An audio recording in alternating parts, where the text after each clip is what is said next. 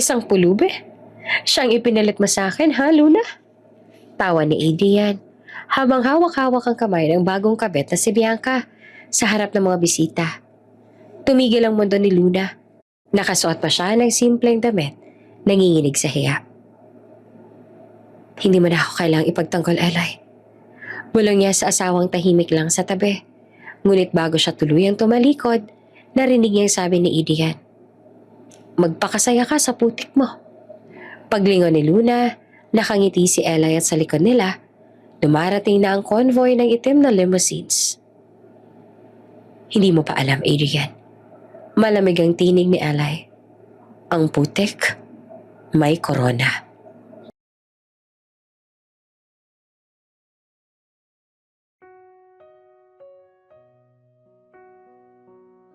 Maaga pa lang ay abala na si Luna de la Torre sa maliit na event studio na inupahan niya sa Pasig.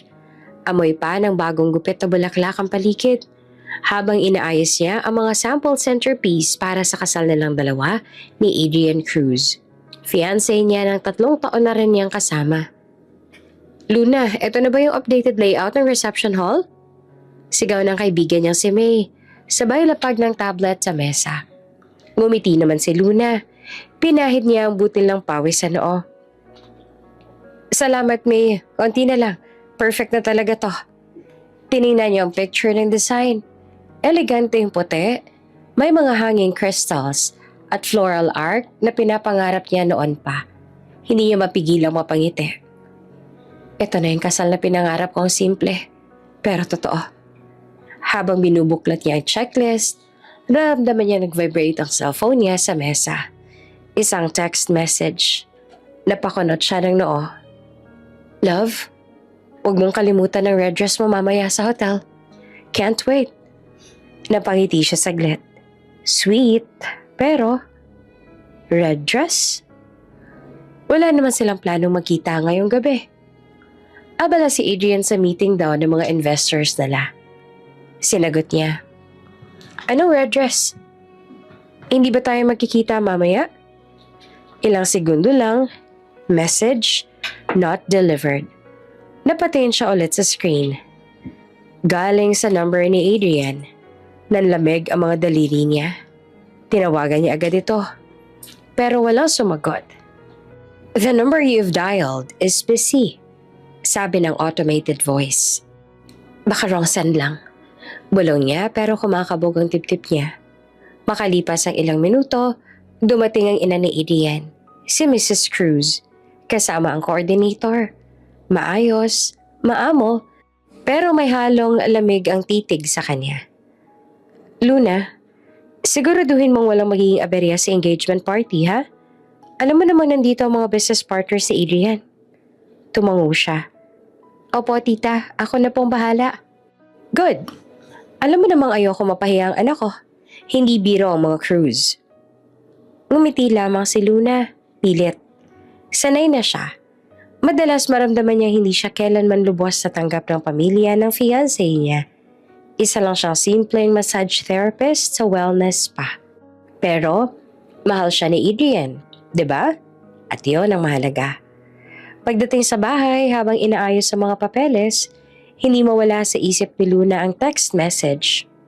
Parang paulit-ulit na tumutunog sa isip niya ang salitang red dress, hotel. Can't wait.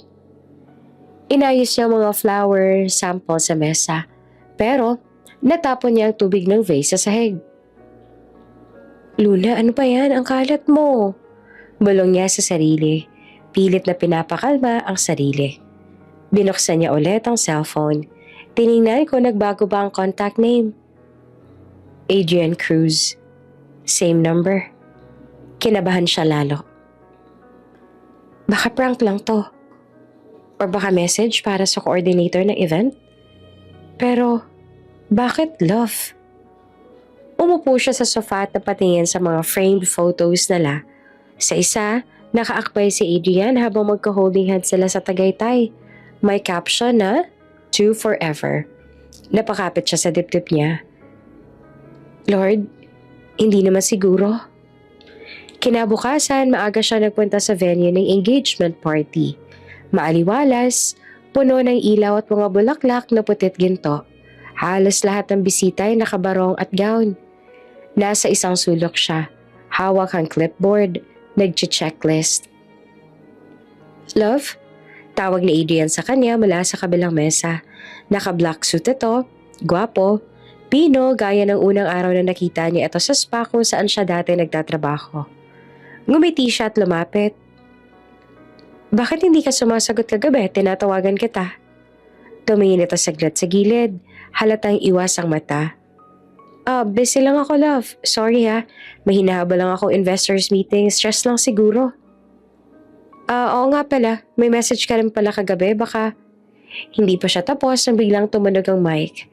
"Ladies and gentlemen, let's welcome our lovely couple, Adrian and Luna." Napalunok siya. Mamaya na lang siguro. Habang kumakain ng mga bisita, biglang lumapit na babae. Sexy, naka-red dress.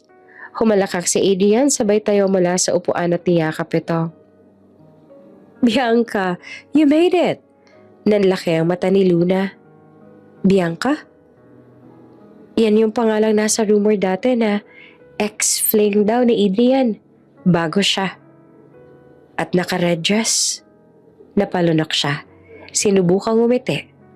Pero nang magyakapan pa ulit ang dalawa, parang may kung ano nang nabasag sa loob niya. Lumapit siya nang mahinahon. "Adrian, sino siya?" Ngumisi naman si Bianca. "Ako? The one he was waiting for last night." Tahimik ang lahat. "Love," pilit na tawa ni Luna. Anong ibig niya sabihin? Pero sa halip na umami, napakunot si Adrian at nagsalita sa mic. "Guys, relax. Don't take this too seriously. Alam niyo naman si Luna, selosa." Muling nagbalik kay Luna ang message kahapon na galing sa number ni Adrian. Nanlamig siya. "Love, huwag mong kalimutan ang red dress mo mamaya sa hotel. Can't wait." At doon, nagsimula ang mensaheng tuluyang magbabago sa buhay ni Luna de la Torre. Tahimik ang buong venue. Parang bawat segundo ay humaba ng sobra. Nakatayo si Luna de la Torre sa gitna ng engagement hall. Suot ang simpleng beige na bestida na siya mismo ang tumahi. Sa harap niya ay si Adrian Cruz, ang lalaking minsan niyang minahal ng buong buo. Nakangiti pero puno ng yabang sa mga mata. "Adrian?" Garalgal ang boses ni Luna. Nanginginig ang mga kamay habang hawak pa ang bouquet na kanina pa niyang pinipigilan mahulog. "Anong sinasabi mo?" Ngumisi si Adrian at kinuha ang mic mula sa MC. "Tama na ang drama, Luna. Hindi ba't sinabi ko noon pa? Gusto ko ng tahimik at maayos sa buhay? Pero ikaw, lagi kang emosyonal. Laging may drama. You're too clingy and honestly..." Tumingin siya sa paligid. "Poor." Parang may kumalabog sa dibdib ni Luna. Ang mga salitang yon, binigkas niya ng walang pakundangan sa harap ng daan-daang bisita, mga kakilala, investors, at ilang taong tingin pa rin kay Luna ay tagamasahe lang. "Adrian," halos pabulong na sabi niya habang lumuluha. "Akala ko..." Ngunit agad siyang pinutol ng lalaki. "Kaya lang naman kita pinakasalan, Luna, ay dahil gusto ng mommy ko. Naawa ko sa'yo. Ikaw lang daw ang therapist na marunong magpalakad sa kapatid ko may sakit. Pero come on, Luna, hindi naman to fairy tale." May mga narinig na tawa sa audience. Si Bianca, ang babaeng naka-red dress kagabi, ngumisi mula sa mesa ng mga Cruz. "Sayang, Luna. Maganda ka sana kung marunong ka lang pumili ng lalaki." Gusto ni Luna na lumubog sa kinatatayuan niya. Hindi niya alam kung saan siya kukuha ng lakas. "Hindi mo ba ako minahal? Kahit kailan?" Halos pabulong na tanong niya. Tumingin naman si Adrian, nagkibit balikat. "Minahal? Maybe a little? Pero business is business, Luna. At sa mundong ginagalawan ko, love, doesn't pay the bills. Nanghina siya. Nabitawan niya ang bouquet. Kumalat ang mga bulaklak sa sahig, gaya ng mga pangarap niya naglaho. "Luna, enough," sabi ni Mrs. Cruz sa malamig ang tinig. "Please don't make a scene." Napatingin si Luna sa kanya. Ang babaeng itinuring niyang pangalawang ina. "Tita, alam mo," ngumiti lang ito. "Anak ko ang pinipili ko. You should understand that." Parang unti-unting nawala ang boses ng lahat sa paligid. Ang tanging naririnig ni Luna ay ang sarili niyang paghinga. Mabilis at mabigat. Lumapit siya kay Adrian ng marahan. "Hindi ako perpekto, Adrian. Pero minahal kita ng totoo. Kahit hindi ako mayaman, binigay ko lahat. Pati dangal ko." Ngumiti si Adrian na mapakla. "And look where that got you." Tinalikuran niya ito, hawak ang kamay ni Bianca sabay sabing, "Let's go, babe. Hindi ko kailangan ng charity case sa buhay ko." Natigilan ng ilang bisita sa likod ay nagkatinginan. May mga bulungan. Sayang, ang bait pa naman ni Luna. Ang kapal na Adrian, ano? Pero totoo rin naman, hindi kasi sila bagay. Ang mga bulong na yon ay parang kutsilyong tinatarak sa likod ni Luna. Lumapit si May, ang kaibigan niyang planner, at tiyakap siya. "Luna, halika na. Tama na yan." Pero parang wala siyang naririnig. Tumayo lang siya. Nakayuko habang pinupulot ang mga bulaklak na nalalaglag. Isa-isa niyang pinulot. Nanginginig ang kamay. Parang umaasang maibabalik ang peraso ng dignidad na tinanggal sa kanya. "Hindi mo na kailangang ipilit ang sarili mo." Bulong ni May na umiiyak na rin. Pero bago siya tuluyang umalis, may narinig siyang mababang boses mula sa gilid. "Hindi mo pa alam, Adrian," sabi ng lalaki na kaputing polo. Tahimik lang kanina sa sulok. "Ang bulaklak, malantaman, may sisibol pa rin." Lumingon si Luna. Siya yung lalaking kanina pang nakatingin sa kanya. Yung may malamlam na mga mata, pero matatag ang tindig. Hindi niya alam kung sino siya, pero parang kilala siya. Kinabukasan, trending na sa social media ang video na nangyari. Poor therapist. #Cruise scandal. #from the fiancé to failure. Si Luna ay nakahiga sa kama. Gulong-gulo pa rin ang isip. Sa tabi niya, nakasiksik ang cellphone na patuloy na nag-vibrate sa dami ng notification.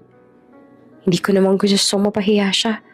Bulong niya sa sarili niya, habang pinapanood ang sariling umiiyak sa harap ng lahat. Pero bakit ganun? Bakit parang ako pa rin ang masama? Sa labas ng bintana ay umuulan, parang sinasabay ng langit ang lungkot niya. Nasa mesa ang mga invitation cards ng kasal na hindi na mangyayari. Isa-isa niyang kinuha ang mga ito at dahan-dahang pinunit, hanggang sa marinig niya ang tunog ng isang kotse sa labas. Napatingin siya. Sa ilalim ng ulan ay may nakatayong lalaki. Basang-basa, may hawak na payong. Siya yung lalaking nakita niya sa engagement party, si Ellie. Ngumiti ito ng bahagya. "Miss Luna," mahinanit ang sabi. "Naiwan niyo to." Inabot ito ang maliit na kahon. Pagbukas si Luna, wedding ring nila ni Adrian. Nabasa ng ulan, kumikintab, pero malamig. "Nakita ko yan sa sahig kagabi. Akala ko baka gusto niyong itago. Sayang lang din kung tuluyang mawala." Tumingala siya rito ng tahimik. May kung anong kabaitang hindi nakita kay Adrian. "Salamat," mahina niyang sabi.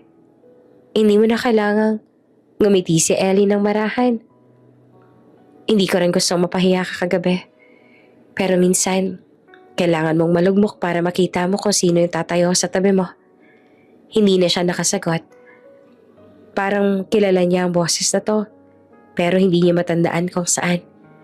Habang pinagmamasan niya si Ellie na naglalakad palayo, tinamaan siya ng kakaibang pakaramdam. Hindi pagmamahal, pero parang pag-asa. Tahimik ang buong biyahe pa uwi ng probinsya. Nakatingin lang si Luna de la Torre sa labas ng bintana ng bus habang dumadaan sa mga palayan. Sa bawat liko ng kalsada, parang kasabay ding pumipiglas ang dignidad niya. Ang once bride-to-be, ngayon ay parang aninong nagtatago sa hiya.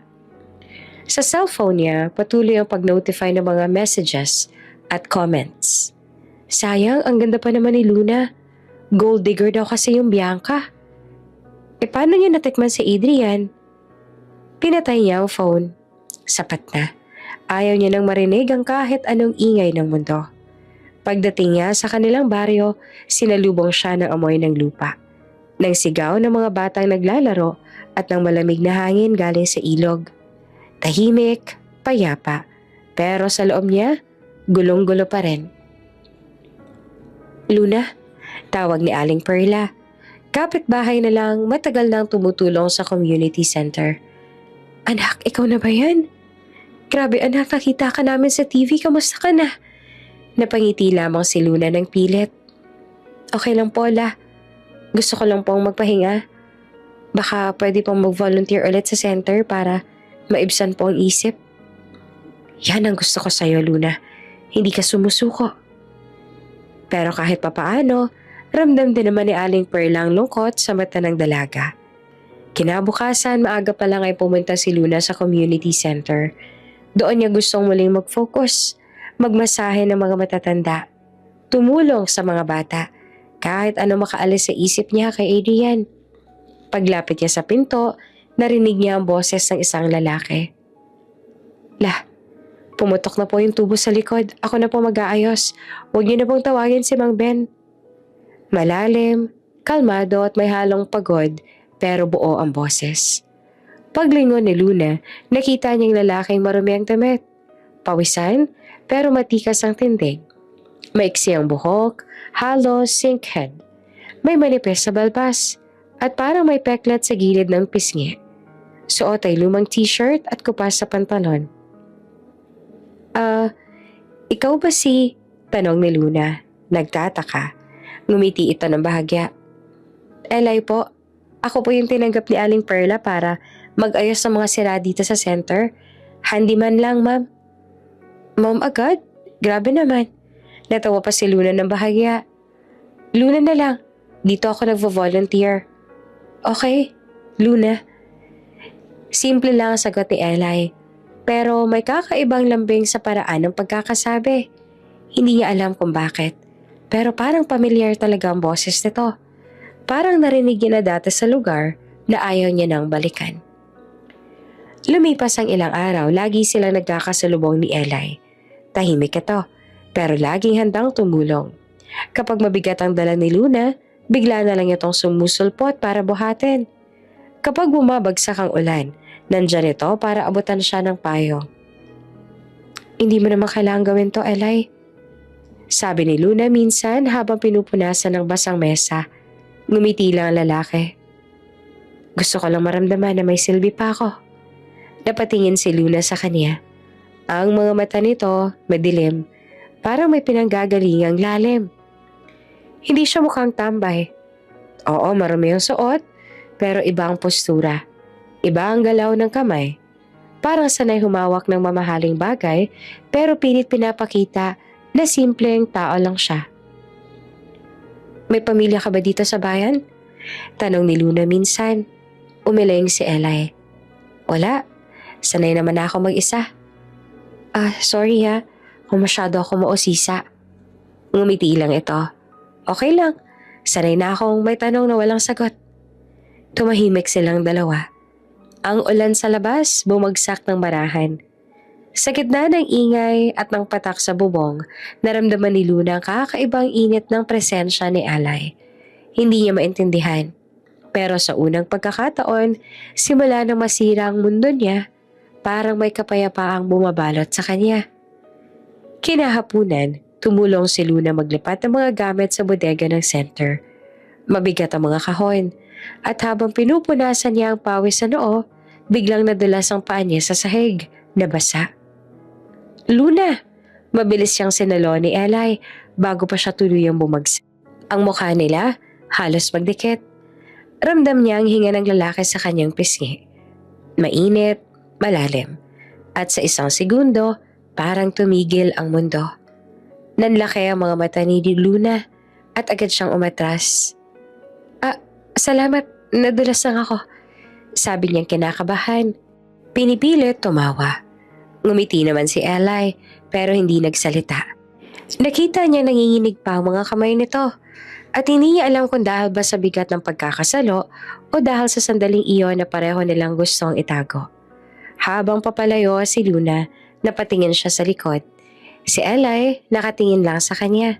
Nakahawak pa rin sa dibdib na tila ba binabantayan kung bakit biglang bumilis ang tibok ng puso niya.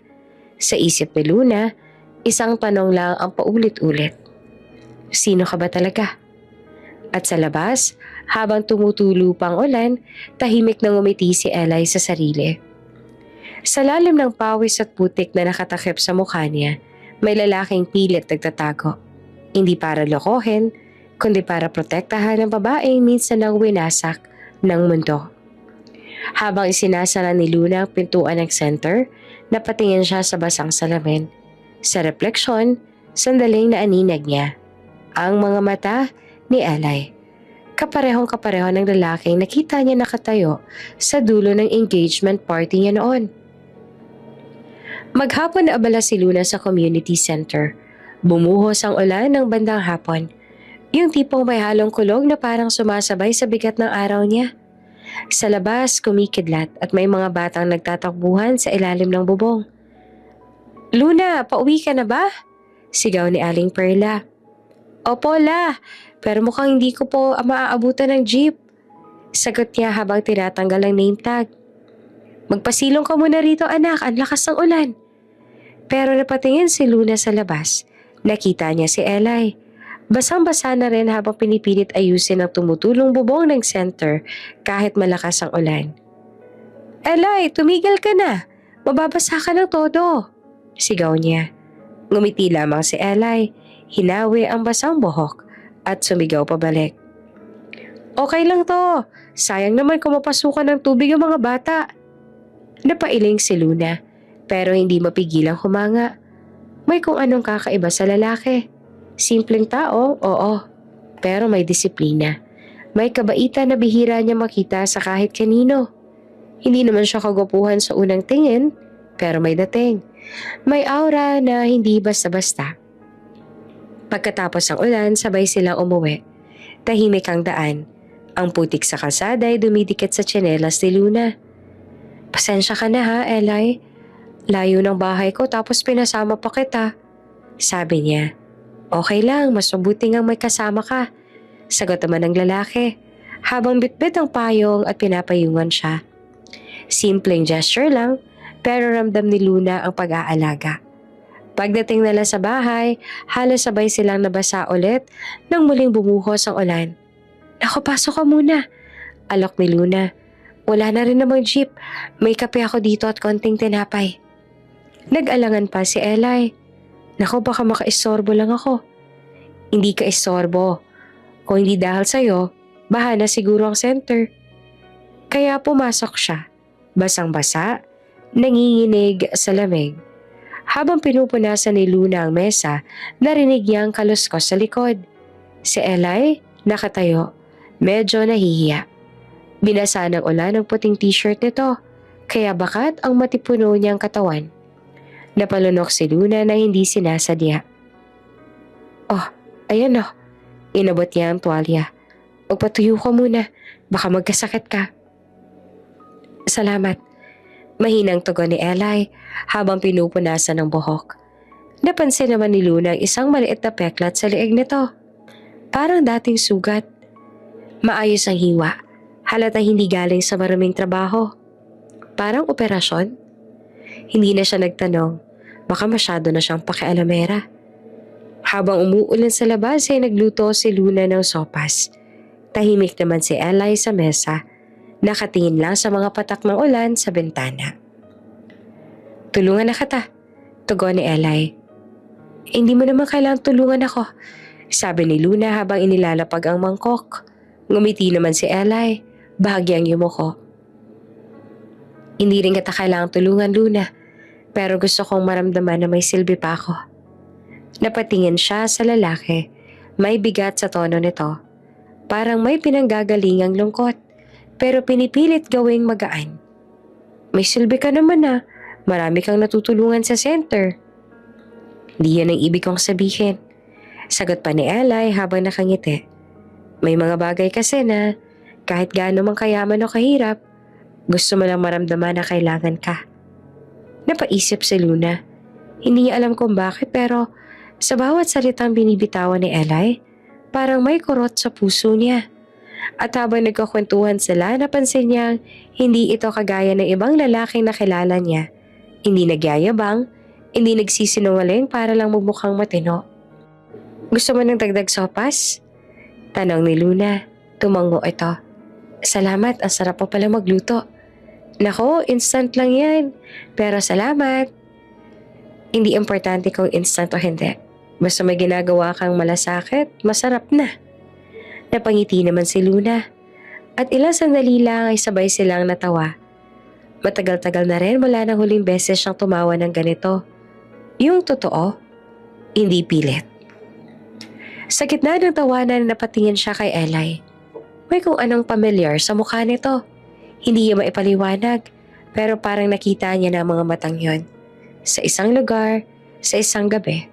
At bigla niyang naalala, ang lalaki nakatayo sa may pintuan noong engagement party. Yung lalaki naka-black suit. Tahimik lang na nakatingin sa kanya habang pinapahiya siya ni Idian. Napailing siya agad. Hindi. Imposible. Ang lalaki yun. Mukhang bilyonaryo. Ibang-iba kay Eli. Si Eli, simpleng lalaki lang. Walang koneksyon sa mundo ng mayayaman. Okay ka lang? Tanong ni Eli nang mapansin siyang natigilan. Ha? Oo. Wala. Naisip ko lang kung kailan kaya titila yung ulan. Ngumiti ito. Nako, baka mamaya pa yan. Tahimik silang tumawa. Pareho hindi alam na simula na pala iyon ng bagong bagyo. Hindi ng ulan, kundi ng damdaming matagal na nilang pinipigilan. Pagkatapos kumain, inalok ni Luna si Eli ng tuyong t-shirt ni Tito Manny na matagal nang wala. Isuot mo muna to, baka ginawin ka. Nagpasalamat siya. Sabay pasok sa maliit na banyo. Paglabas niya, gulat si Luna. Kahit simpleng t-shirt lang, parang ibang dating kay Eli. Ang mga balikat, matikas. Ang tindig, parang hindi sanay yumuko. Okay na? Tanong ni Eli. Oo. Sagot niya na medyo natigilan. Bagay sa'yo yung shirt Ngumiti ito. Siguro kasi sanay ako magsuot ng ganitong kulay dati. Dati? Ngumiti lang si Eli at tumingin sa bintana. Matagal na yon. Habang tumatagal ang gabi, humina na ang ulan. Dito ka na lang muna magpahinga, sabi ni Luna. Delikado pa sa labas. Nagdalawang isip si Eli, pero sa dulo tumango siya. Salamat Luna. Habang nakahiga siya sa sofa, si Luna naman ay nakatingin sa kanya mula sa pintuan ng kwarto. Tahimik. Pero sa dibdib niya, kumakabog ang puso niya sa paraan na hindi niya maintindihan. Pamilyar ka? Mahina niyang bulong. Halos hindi niya na malayang nasabi. Lumabas ang isang mahinang ngiti sa labi ni Eli, kahit nakapikit. Baka sa panaginip mo, sabi nito na hindi dumidilat. At sa gabing iyon, habang patuloy ang pagpatak ng ulan sa labas, hindi alam ni Luna na ang lalaking pinatuloy niya, ang lalaking akala niyang simpleng palaboy, ay ang parehong lalaking nakatayo sa dilim noong binasag ang puso niya. Tahimik ang buong baryo nang kumalat ang balita. Magpapakasal daw si Luna de la Torre kay Eli Campo, ang palaboy sa community center. Si Luna? Sa kay Eli? Bulala si Aling Tessa habang naglalako ng gulay sa palengke. Baka nabaliw na sa hiya. Sabat pa ni Mang Roel. Ang mga mata ng mga tao ay parang may teleskopyo sa tuwing dumadaan si Luna. Pero sa kabila ng chismis, matatag siyang naglalakad. Sa dibdib niya ay tumitibok ang tapang na hindi niya inaasahan pang meron siya. Sa maliit na lang kubo, nakaupo si Luna sa harap ng mesa. May hawak na tasa ng kape. Sa kabilang upuan si Eli nakatungo. Parang ayaw maniwala sa narinig niya kanina. Luna, mahina niyang sabi. Sigurado ka ba? Ako? Ako ang gusto mong pakasalan? Tumango si Luna. Diretso ang tingin. Eli, di ko naman iniisip ko anong sasabihin ng tao. Ang kasal ko dapat ngayong buwan. Lahat nakaayos na. Pero kung wala akong karapat-dapat na lalaki, mas pipiliin ko na lang pakasalan ng taong marunong magmahal at tumulong. Hindi yung marunong na magpakitang tao. Napakamot si Eli. Halatang nag-aalangan. Pero Luna, wala akong maibibigay sa'yo. Ni Singsing wala. Ni Baro nga wala ako. Ngumiti si Luna. Hindi ko naman kailangan ng ginto. Basta totoo ka, sapat na yun sa akin. Paglabas ng balita, parang nagkaroon ng pesta sa baryo. Pero imbes sa kasiyahan, tawanan at pang-uuyam ang maririnig. Si Luna? Nagpakasal sa palaboy? Hindi pala therapist lang. Bride din ang taon. Kahit ganon, hindi niya napinansin. Ang mahalaga, buo ang loob niya. Kinabukasan habang nag-aayos ang mga gamit sa community hall na magiging venue ng kasal, napansin ni Luna na tahimik si Eli. Nakaupo ito sa gilid, hawak ang lumang panyo. Anong iniisip mo? Tanong ni Luna. Iniisip ko kung karapat-dapat ba talaga ako rito. Sagot niya na hindi tumitingin. Sanay naman akong wala. Pero ngayon may nagtiwala sa akin. Parang gusto kong baguhin ang lahat. Ngumiti si Luna. Siguro, iyon ang dahilan kung bakit ikaw ang napili ko. Hindi na nagsalita si Eli. Ngunit sa loob-loob niya, alam niyang kailangan niyang gumawa ng isang bagay. Hindi lamang para kay Luna, kundi para patunayan sa lahat na mali ang tingin nila sa kanya. Kinagabihan habang tulog na ang baryo, tumawag si Eli sa isang numerong matagal niya nang hindi ginagamit. Boss, mahina niyang sabi. Kailangan ko ng tulong. Sir, ikaw ba yan? Sagot ang kabilang linya. Boses ang personal assistant niya sa syudad. Bumili ka ng wedding ring. Yung pinakamaganda, yung pinakamahal. Pero walang engraving ng pangalan ko, naiintindihan mo? Tahimik ang kabilang linya bago ito sumagot. Yes sir, I'll send it first thing in the morning. Ngumiti naman si Eli. Habang pinapatay ang tawag, hindi mo alam Luna, pero deserve mo maging masaya. Dumating ang araw ng kasal. Maaga pa lang, puno ng simbahan ng mga osisero. Ang iba may dalang cellphone, handang mag-live. Grabe no, parang pelikula, sabi pa ng isa. Kasi naman, sino po mag-aakalang si Luna, ang pinakamagandang therapist sa bayan, mapapakasal sa palaboy? Habang papasok sa simbahan si Luna, nakasuot siya ng simpleng puting bisida. Hindi ito mamahalin, pero elegante. Ang buhok niya, nakalugay at may bulaklak sa gilid. Ang mga mata niya, diretso kay Eli na nakatayo sa altar. Nakabarong ito. Malinis, bagong gupit, pero nananatiling simple. Ngunit ang ngiti niya, totoo. At nang makita siya ni Luna ay parang nawala lahat ng ingay ng paligid. Luna de la Torre, sabi ng pare. Tinatanong kita, buong puso mo bang tinatanggap si Eli Campo?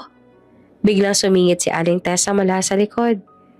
Padre, baka mabawi pa yan mamaya. Wag muna. Nagtawanan ng mga tao, pero ngumiti lamang si Luna at sinabi, Opo, Father. Buong puso. Nang siya naman ang tanungin, ay sagot ni Eli, hindi ko man siya kayang bigyan ng marangyang buhay, pero kaya kong ibigay ang sarili ko. At minsan, iyan lang ang tanging kailangan.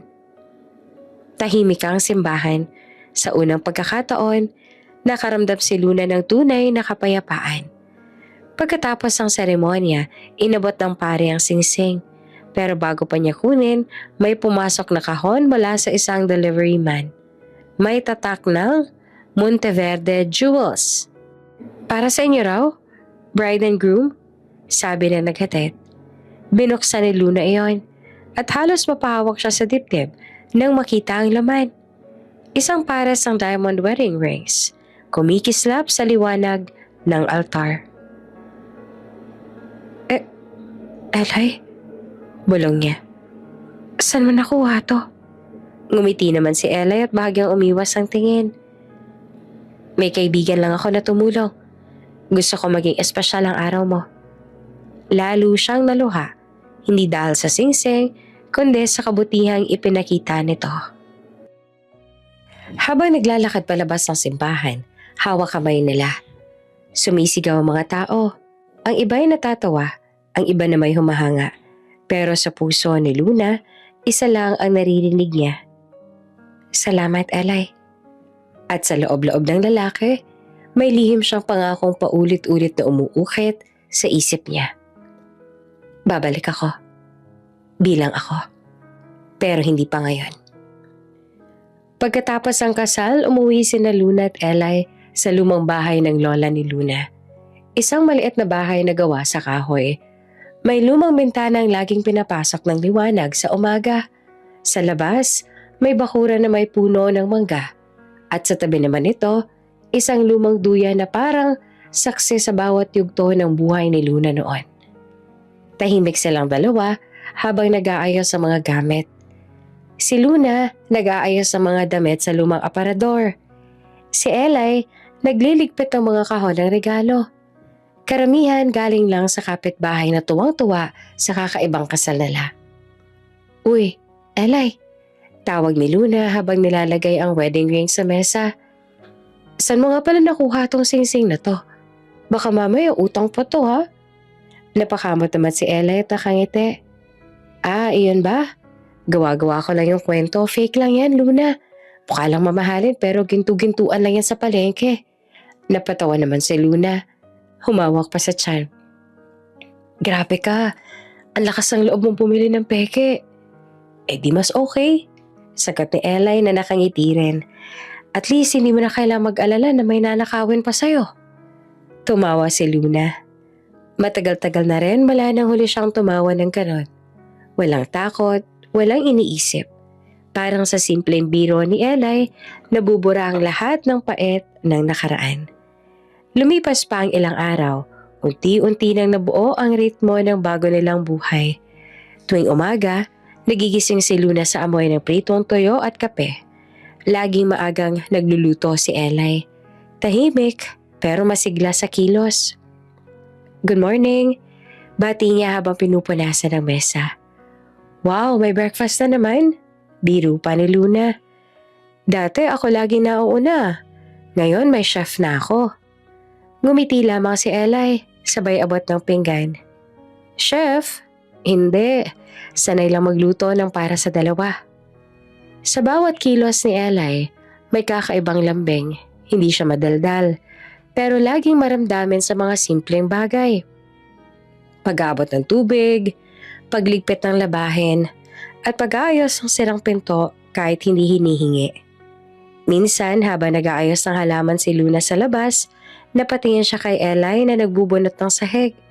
Pawisan nito, nakahubad ng pang-itaas, at doon niya lang napansin ang matigas na muscle sa braso nito. Ang balat na may bakas ng trabaho, pero hindi parang isang taong sanay magbuhat ng basura. Bakit parang hindi naman talaga siya palaboy? Mabilis siyang inalis sa isip ang tanong na iyon. Huwag kang assuming, Luna. Bulong niya sa sarili. Isang gabi bumuhos ang ulan. Nasa loob sila ng bahay. Parehas tahimik habang pinapanood ang ulan sa bintana. Ang sarap naman ng ganitong gabi, sabi ni Luna na nakasandal sa pinto. Walang problema. Wala ng kamera. Walang tao na tatawa sa akin. Tumingin si Elay sa kanya. Minsan, kailangan mo lang talagang umulan para mapansin mong may araw pa rin kinabukasan. Napangiti siya. Alam mo Elay, ang lalim mo minsan. Ngumiti lang ito tumayo. Magluluto na ako ng sopas. Habang nagluluto, tiningnan siya ni Luna. Ang paraan ng paghawak nito sa sandok, ang disiplina sa kilos, ang pagiging maingat sa apoy para hindi lang sanay sa buhay mahirap, kundi may pinagdaanan na mas mataas, mas kontrolado. Ibang klase ka talaga, isip ni Luna. Hindi kita maintindihan. Kinabukasan, maagang naglinis si Eli ng bubong. Umulan kasi kagabi at may tagas pa sa kusina. Pagkatapos niyang tapusin ang pag-aayos, pumasok siya sa banyo para maligo. Tahimik lang ang bahay, kaya hindi napansin ni Luna na naiwan pala si Eli sa labas ng tuwalya. "Luna!" Sigaw mula sa banyo. "Ha? Pahingi naman ng towel please, naiwan ko." Napahawak si Luna sa noo. Natawa ng bahagya. "Ayan ka na naman makakalimutin." Kinuha niya ang puting tuwalya sa may sala at lumapit sa pinto ng banyo. "Oh, eto na." Sabi niya habang marahang bumukas ang pinto. Ngunit sa sandaling iyon, bumukas din mula sa loob. At doon sila nagkaharap. Si Eli ay bagong ligo, walang tapis, basang-basa. Tumutulo pa ang tubig sa matipunong katawan. Hindi siya mukhang lalaking sanay sa hirap. Malinaw na maayos ang hubog ng katawan, parang taong sanay sa gym at disiplina. Sandaling natigilan si Luna, hindi siya makagalaw. Parang may humila sa oras. Eto, tuwalya mo." Utal niyang sabi, sabay abot. Ngumiti naman si Eli, medyo alanganin. "Salamat. Sorry hindi ko sinasadya." "Teka, nag-gym ka ba talaga?" Biglang tanong ni Luna na para hindi niya napigilan. Umangat naman ang kilay ni Eli. "Gym?" Sabay tawa. Wala ngang gym dito sa baryo."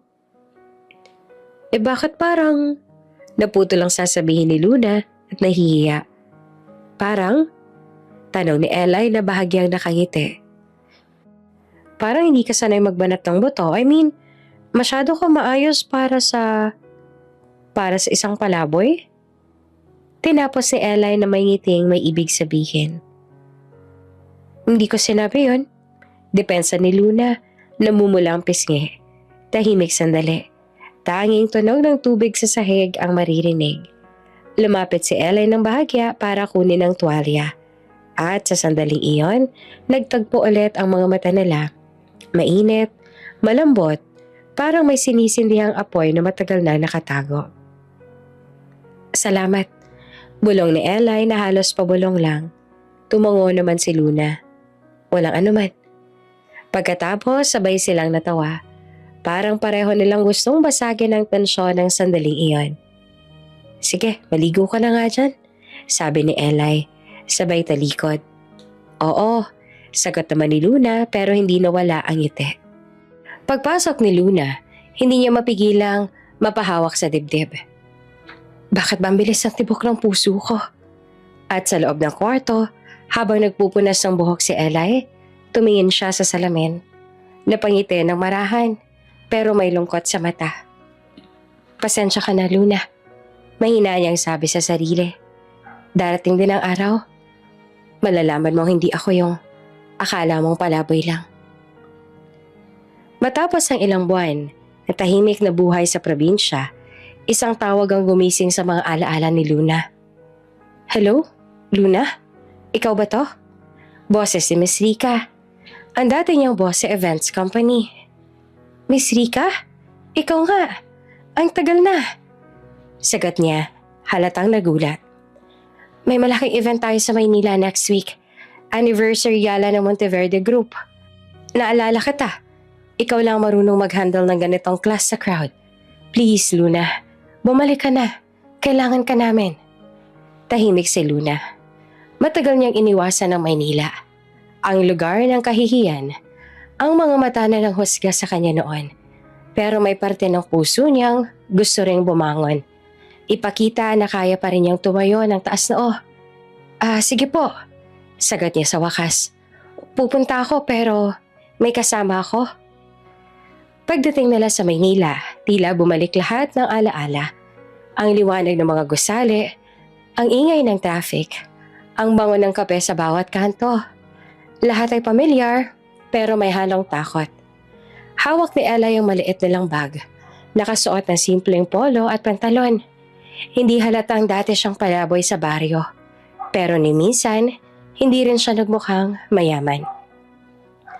Ang laki pala talaga ng Maynila. Wika ni Ella habang nakatanaw sa mga ilaw. Ngumiti si Luna.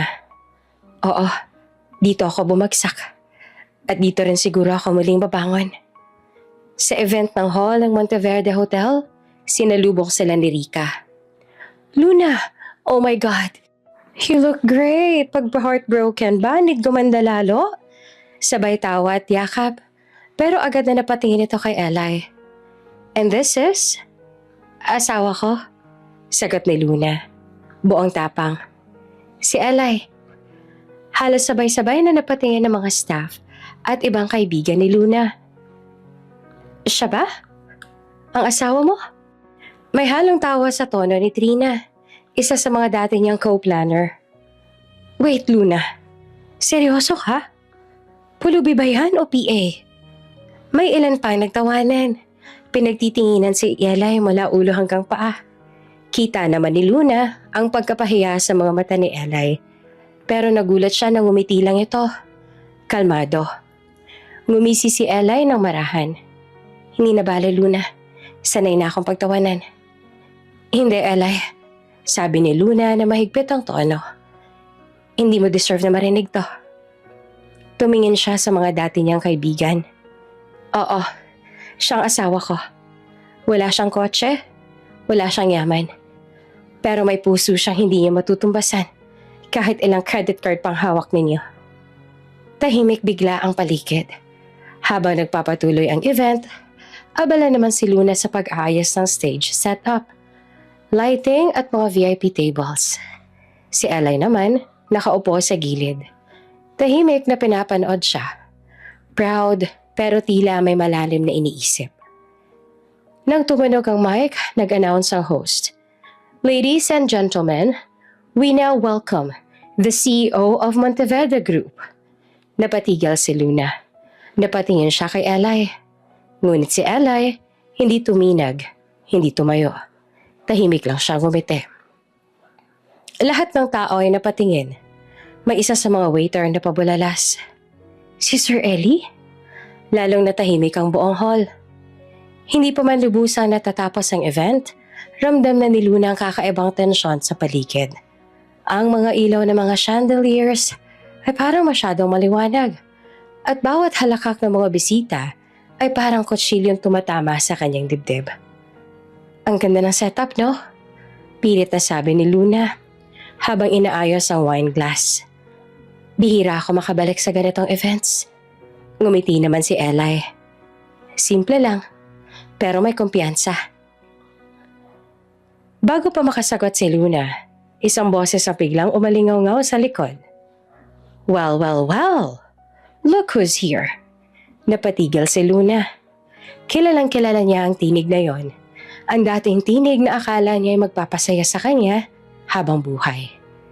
Paglingon niya ay nakita niya si Adrian. Nakaitim na suit, kasama nakahawak sa braso niya si Bianca. Ang babaeng dati niyang nakikita sa mga larawan lang sa cellphone ng fiancé niya. Adrian, halos pabulong niyang sabi.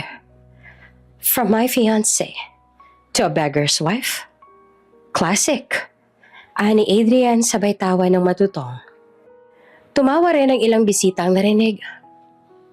Akala ko kasi may taste ka, Luna. Dagdag pa ni Bianca, sabay taas ang kilay. Huminga ng malalim si Luna, pinilit ng umete. At least marunong ako magmahal ng totoo. Nang magsimula pang mang-asar si Bianca, marahang hinawakan ni Eli ang kamay ni Luna. Mainit, mahigpit, pero kalmado. Bumulong siya, mababa at puno ng tiwala. Huwag mo silang pansinin. Balang araw, sila rin ang luluhod sa'yo. Parang tumigil ang mundo sa sandaling iyon. Tumingin si Luna sa kanya. Hindi niya alam kung saan nagagaling ang tapang at bigat ng boses ni Ellie. Pero ramdam niya ang seguridad. Ngunit tila hindi pa tapos ang gabi. Habang papalapit ang waiter para mag-refill ng alak, bigla na lang kinuha ni Bianca ang wine glass at dahan-dahan itong itinapon sa puting bestida ni Luna. Oops, sabay ngisi. Sorry, nadalas ako. Natahimik ang paligid. Ang ilan ay nagkunwaring hindi nakakita, pero ang iba, lantaran ng tawa. Napatigil si Luna, nanlamig. Ang red wine ay parang dugo sa kanyang damit. Kumalat sa tela. Dumaloy pababa sa sahig. Bianca, mahina niyang sabi. Bakit? Balik ni Bianca. Kunot noo pero may ngiting mapanlait. Baka gusto mo akong i-massage ulit, gaya ng dati. Oh wait, hindi na pala kita empleyado. Bago pa man makapagsalita si Luna, lumapit na si Eli. Hindi ito sumigaw, hindi rin nagalit, pero ang bigat ng boses niya ay nagpatigil sa lahat. Mag-sorry ka, malamig niyang sabi. Huh? Natawa si Bianca. Excuse me? Mag-sorry ka kay Luna. Ulit pa ni Eli. Ngayon din. Tumawa ng malakas si Adrian. At ikaw? Sino ka para mag-uutos? Sino ka ba? Tagadala ka lang naman ng tuwalya. Huwag mo sabihin. Hindi na natapos si Adrian ang linya. Isang matalim na tingin mula kay Eli ang nagpatigil sa kanya. May kung anong otoridad sa mga mata nito. Yung tipo ng titig na parang sanay mag-utos ang daan-daang tao. Tahimik lang ang lahat. Pati si Bianca, pansamantalang napatigil. Pero agad din natawang muli. Oh my God, ang drama. Sige na nga. Kung ayaw akong mag-sorry, anong gagawin mo? Ngumiti si Eli. Pero hindi itong ngiting mabait. Isa iyong ngiting may lalim. May babala. Mag-sorry ka, Bianca. Kasi kung hindi, yumuko siya ng bahagya. Halos pabulong. Pero malinaw sa lahat, nang naroon. Pagsisisihan mo to. Lalong natawa si Bianca. Wow, scary. Akala mo naman kung sino kang... Ngunit bago pa niya maituloy, lumapit ang isa sa mga event staff at biglang pinati si Eli. Sir Elias, everything's been prepared in the VIP section. Napatigil si Luna. Si Adrian, napakunot ang noo. Sir Elias? Tanong ng isa pang bisita. As in, Elias Monteverde? Mabilis nang umiti si Eli at umileng. Hindi po ako yun. Marami po kaming kapangalan. Sabay tawa na parang walang nangyari. Nagkakamali po siguro kayo. Tinanguan siya ng staff, pero halata ang pagkalito. Si Luna ay nakatingin lang sa kanya. Hindi makapaniwala sa paraan ng pagkilos si Eli. Hindi naman ito mukhang takot. Hindi rin ito mukhang naiilang. Parang siya pang may kontrol sa buong lugar. Bago pa lumala ang eksena, marahang inabot ni Eli ang kamay ni Luna at inalalayan nito palabas ang hall. Halika na, hindi ka kailangan manatili rito. Habang naglalakad sila palabas, narinig pa rin nila ang tawanan ni Bianca at Adrian sa loob. Pero hindi na yon mahalaga. Pagdating nila sa labas, tahimik si Luna habang hawak ang kamay ni Ellie. Galit ka ba? Tanong niya, halos pabulong. Ngumiti lamang si Ellie, ngunit ang mga mata niya ay malamig. Hindi pa oras. Oras ang ano? Tumingin siya kay Luna ng seryoso. Ng pagbabayad nila. At sa likod ng mga basang buhok ni Ellie, sa ilalim ng ulan at sa liwanag ng mga poste, parang saglit na naaninag ni Luna ang mukha ng lalaking matagal nang nawawala sa headlines. Ang batang CEO na misteryosong nawala, 2 taon na ang nakakaraan. Paglingon ni Eli, nakangiti na si Bianca sa loob. Hawak ang wine glass. Mag-sorry ka. Bulong ni Eli mula sa dilim. Ngunit natawa lang si Bianca. Hindi alam na ang halakak niyang yon ang magsisimula ng pagbagsak niya. Tahimik ang hallway ng rehabilitation center habang nililinis ni Luna ang mga massage tools. Isa na siyang regular volunteer doon.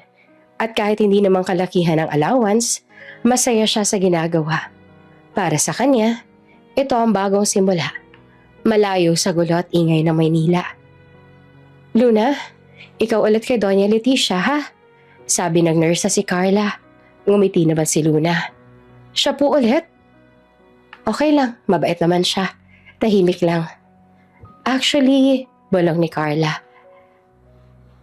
Alam ko mayaman yan dati. Parang dating first family ng business world. Pero ngayon, mas gusto raw na simpleng buhay. Tumango na lang si Luna at dahan-dahang kumatok sa pinto. Oops! May break muna. Gusto mo bang ma-shoutout dito sa channel ni Ate Jane? Mag-comment lang ng lesson you learned from the latest story uploaded. Dahil pipili kami ng isang best comment of the day para i-shoutout sa susunod na upload. Kaya huwag kalimutang mag-iwan ng lesson you learned after you watch this video. Maraming salamat! Shoutout nga pala kina Luz Tuble from Leyte, Josephine Pablo from Talisay, Batangas, at Evangeline Pangilinan. Sa ating mga taga-subaybay, paki-comment naman po sa baba kung taga saan kayo para alam ko kung hanggang saan umaabot ang mga kwento ni Ate Jane at para ma-shoutout ko rin kayo sa mga susunod pa nating mga kwento. Maraming salamat sa pakikinig!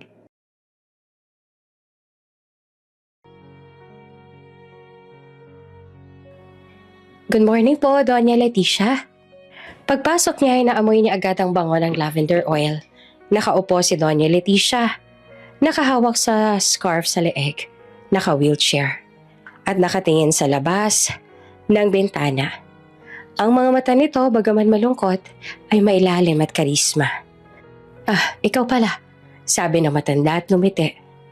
Yung marunong humawak ng kamay. Napatawa pa si Luna. Ako po ulit ang therapist ninyo. Kamusta po ang pakiramdam ninyo? Mabuti naman, anak. Sagot ng matanda. Pero minsan, parang masakit pa rin. Hindi sa katawan, pero dito. Itinuro ang dibdib. Tahimik lamang si Luna. Alam niya ang ganong klase ng sakit. Yung hindi kayang gamutin ng gamot o masahe. Habang minamasahe niya ang braso ni Doña Leticia, napansin niya ang pendant na laging suot nito. May ukit na letra. E-M. Maganda po yung kwantas ani ni Luna. May ibig sabihin po ba yan? Ngumiti naman ang matanda. Eto, regalo ng anak ko. Si Ellie Monteverde ang pangalan niya. Napaangat ang tingin ni Luna. Monteverde? Pabulong niyang ulit. Parang narinig ko na po yan. Tumango si Leticia. May halong lungkot at pagmamalaki. Mabait yun, pero sobrang busy. Hindi ko na nga halos nakikita. Pero sabi niya susunduin daw niya ako ngayon. Babalik na raw siya mula abroad. Pagkatapos ng session, inalalayan ni Luna ang matanda para ilipat sa wheelchair. Ang bait mo, iha, sabi ni Leticia habang inaayos ang kumot sa tuhod. Ang kamay mo, parang may magic sa pagpapagaling. Parang gamay mo na ang bawat sakit. Salamat po. Mahina niyang sagot. Siguro kasi, alam ko rin yung pakiramdam ng masaktan. Ngumiti si Leticia. Marahang hinaplos ang kamay ng babae. Kaya tayo pinagtagpuan ng tadhana. Ang mga sugatan, minsan, sila rin ang pinakamagaling magpagaling ng iba. Tumawa si Luna, kahit medyo namasa ang mata. Ang ganda po nun, Donya. Ilang oras pang lumipas bago dumating ang hapon. Habang nag-aayos ng mga gamit, narinig ni Luna ang usapan ng mga nurse. Darating na daw si Mr. Monteverde? Yung CEO ng Monteverde Group. Yung sobrang bata pero pinakamayapan sa bansa. Nagkatinginan sila. Sabay-sabay na napabulong. Ang gwapo raw noon, sobra. May aura daw na parang hindi pwedeng lapitan. Tahimik lamang si Luna, pero sa loob-loob niya, parang may kakaibang kaba. Monteverde? Ellie Monteverde? Paulit-ulit sa isip niya ang pangalang iyon. Pamilyar, pero hindi niya alam kung bakit. Makalipas ang ilang minuto, umingay ang paligid. Narinig nila ang tunog ng mga mamahaling gulong sa labas. Paglingon ni Luna sa bintana, isang maitim na limousine ang huminto sa tapat ng rehab center. Andiyan na siya, sabi ng receptionist. Halos kilig na kilig. Si Luna naman, abala sa pagtulak ng wheelchair ni Doña Leticia palabas ng therapy hall papuntang garden. Lalabas po muna tayo saglit ha? Aniya. Sige anak, para maihanda ka rin ako bago dumating si Elias. Habang palabas si Luna sa kabilang hallway, sa kabilang pinto naman pumasok ang lalaki. Maayos ang suot nitong navy suit, mamahaling relo, at may dalang puting rosas. Tahimik lang siya pero ramdam ng lahat ang bigat ng presensya niya. Sir Monteverde, welcome po, sabi ng head nurse. Nasa therapy hall po mama ninyo. Tumango lamang ang lalaki. Salamat. Mahinang tugon nito. Ang boses ay malalim at kalmado. Sa kabilang hallway, palabas sa si Luna. Tinutulak si Doña Leticia patungong garden. Sa kabilang dulo, papasok naman si Elias mula sa main lobby. At doon, halos magkasalubong ang dalawang mundo. Sa loob naman ng lobby, si Ellie nakatingin sa corridor kung saan lalabas ang wheelchair ng ina. May saglit siyang ngiti at bulong sa sarili. Ang bango, parang pamilyar. Maaliwalas ang umaga sa rehabilitation center. Tahimik si Luna na nag-aayos ng mga files habang inaantay si Doña Leticia para sa daily therapy session. Mas maaga siyang pumasok kaysa dati. Gusto niyang makumpleto ang oras ng matanda bago ito sunduin ng anak. Habang tinutulak niya ang wheelchair palabas ng hallway, abala naman sa kabilang dulo ang mga nurse. Nagmamadali, nagpapaganda, at nag-aayos ng buhok. Bakit ang ingay niyo? Tanong ni Carla. Sus, kasi darating ulit si Sir Eli Monteverde. Siya yung anak ni Doña Leticia, di ba? Sagot ng isa, sabay kinikilig. Ang gwapo noon, parang artista pero businessman. Napatingin naman si Luna saglit. Bahagyang kumabog din ng dibdib. Habang tinutulak ni Luna ang wheelchair palabas ng lobby, may biglang humarang na nurse, si Nurse Jamie. Kilalang masungit at medyo mayabang. Ako na dyan, sabi ni Jamie. Pilit kinukuha ang hawakan ng wheelchair. Ay, ako na po. Kasi alam ko po yung therapy schedule ni Donya. Mahinahong tugon naman ni Luna. Ngunit gumisi lang si Jamie. Hindi mo ba alam? Andyan si Sir Eli. Baka gusto niya makausap ako tungkol sa progress ng mama niya. Ako na magtutulak. Pumunta ka muna sa loob. Pinapatawag ka raw sa admin. May bagong pasyente na ikaw daw ang hahawak. Natigilan si Luna. Ngayon po agad? Oo. Madiin sagot naman ni Jamie. Sabay ngiti ng pilit. Kaya ako na muna dito. Walang nagawa si Luna kundi sundin niyon. Sige po, Donya, babalikan ko po kayo mamaya ha. Ngumiti lang si Leticia. Sige anak, mag-ingat ka. Pagtalikod ni Luna, dahan-dahan namang pumasok sa hallway si Ellie Monteverde. May dalang bouquet ng white tulips, suot ang simpleng puting polo. Tahimik siyang naglakad papunta sa garden kung nasaan naroon ang kanyang ina.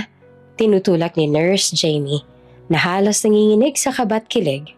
Sa sandaling iyon, kung hindi lang pinigilan ni Jamie si Luna, magtatagpo sana ang kanilang mga mata. Ngunit sadyang parang naglalaro ang tadhana. Ilang segundo lang at naghiwalay na ang landas nila. Sa loob naman ng admin office, habang inaasikaso ang bagong forms, napatingin si Luna sa labas ng bintana. May nakita siyang lalaking papunta sa garden. Matangkad, maayos ang tintig. Parang pamilyar. Ngunit bago pa man siya makatitig ng gusto, tinawag siya ulit ng staff. Luna, pirmahan mo na to, tapos pwede ka na umuwi. Ngumiti siya. Opo. Ngunit sa puso niya, may kung anong hindi maipaliwanag. Parang may dapat siyang makita, pero hindi pa panahon. Kinagabihan sa maliit na inuupahan sa Quezon City, tahimik na nagluluto si Luna, habang si Eli naman ay abala sa pag-aayos ng sirang ilaw. Huwag kang umakyat dyan, baka mahulog ka, sabi ni Luna. Huwag to, delikado, marunong ako. Sagot naman ni Eli na nakangiti. Ang delikado lang, pag ikaw nang tinitingnan ko. Napailing si Luna. Ay nako, puro ka talaga bola. Totoo kaya yun? Balik pa ni Eli. Sabay kendat. Kasi kahit mahirap tayo, may mas liwanag dito kaysa sa lahat ng chandelier sa Maynila. Napatawa si Luna. Hindi niya napapansin. Pero unti-unti na siyang nahuhulog sa bawat simpleng gawa ni Eli. Paglalaba, pagluluto ng miswang may sardinas, pag-aabot ng payong kapag umuulan. Naroroon ang uri ng pag-ibig na matagal niya nang hindi naramdaman. Totoo, tahimik, at matibay. Isang gabi, inatake ng lagnat si Luna. Pinunasan siya ni Eli ng bimpo. Nagpakulo ng tubig. Nagbantay sa tabi ng kama. Ang init mo. Mahina niyang sabi habang sinusukat ang temperatura. Kapag may masakit sa'yo, mas masakit sa akin. Nang marinig ni Luna iyon, para bang tumigil ang oras. Binuksan niya ng kaunti ang mata. Nakita niya nakaupo si Eli sa gilid ng kama. Nakatingin sa kanya. Hawak ang kamay niya. Bakit ganyan ka makatingin? Mahina niyang bulong, pero hindi naririnig ng lalaki. Dahan-dahan yumuko si Eli. Marahang hinaplos ang buhok niya. Kung alam mo lang, bulong nito. Halos pabulong ng hangin. Ganito kita kagustong ipagtanggol. Kahit hindi mo ako maintindihan ngayon. Lumingon naman si Luna. Napapikit. Kunwari tulog. Ramdam niya ang mainit na hininga ni Eli na unti-unting lumalapit. Hanggang sa halos maglapat ang kanilang mga labi. Ngunit bago pa man ito mangyari, umubo si Luna. Nagulat naman si Eli. Agad na tumayo at kinuha ang tubig. Oh, sorry, uminom ka muna. Ngumiti naman si Luna. Mahina pa rin pero may halong kilig. Akala ko matapang ka. Pero mukhang ikaw ang nanerbyos. Napakamot ng ulo si Eli. Kasi naman baka may makakita. Baka sabihin, sinamantala ko ang may sakit. Nagkatinginan sila. At sa sandaling iyon, tila nakalimutan nila ang lahat.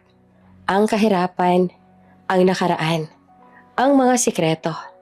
Ang mahalaga lang, magkasama sila sa ilalim ng mahina at mainit na ilaw ng maliit na bahay. Bago sila matulog, mahinang sabi ni Eli, Alam mo Luna, minsan, hindi mo kailangang maging mayaman para maramdaman mong buo ka. Napangiti siya. Basta kasama ka, para hindi ko na kailangan ng iba. Sa labas marahang umambon at sa bawat patak ng ulan, parang sinasabi ng langit na kahit ilang beses silang paghiwalayin ng pagkakataon, ang tadhana ay dahan-dahan na humahabi ng paraan para sa tamang pagkikita. Mainit ang tanghali na makatanggap si Luna ng tawag mula kay Adrian. Pwede ba tayong mag-usap sa press event bukas? Sabi ng lalaki sa kabilang linya. Malamig ang tono. Press event? Para saan? May gusto lang ako sabihin sa lahat. Hindi para sa akin. Para sa'yo. Tahimik si Luna.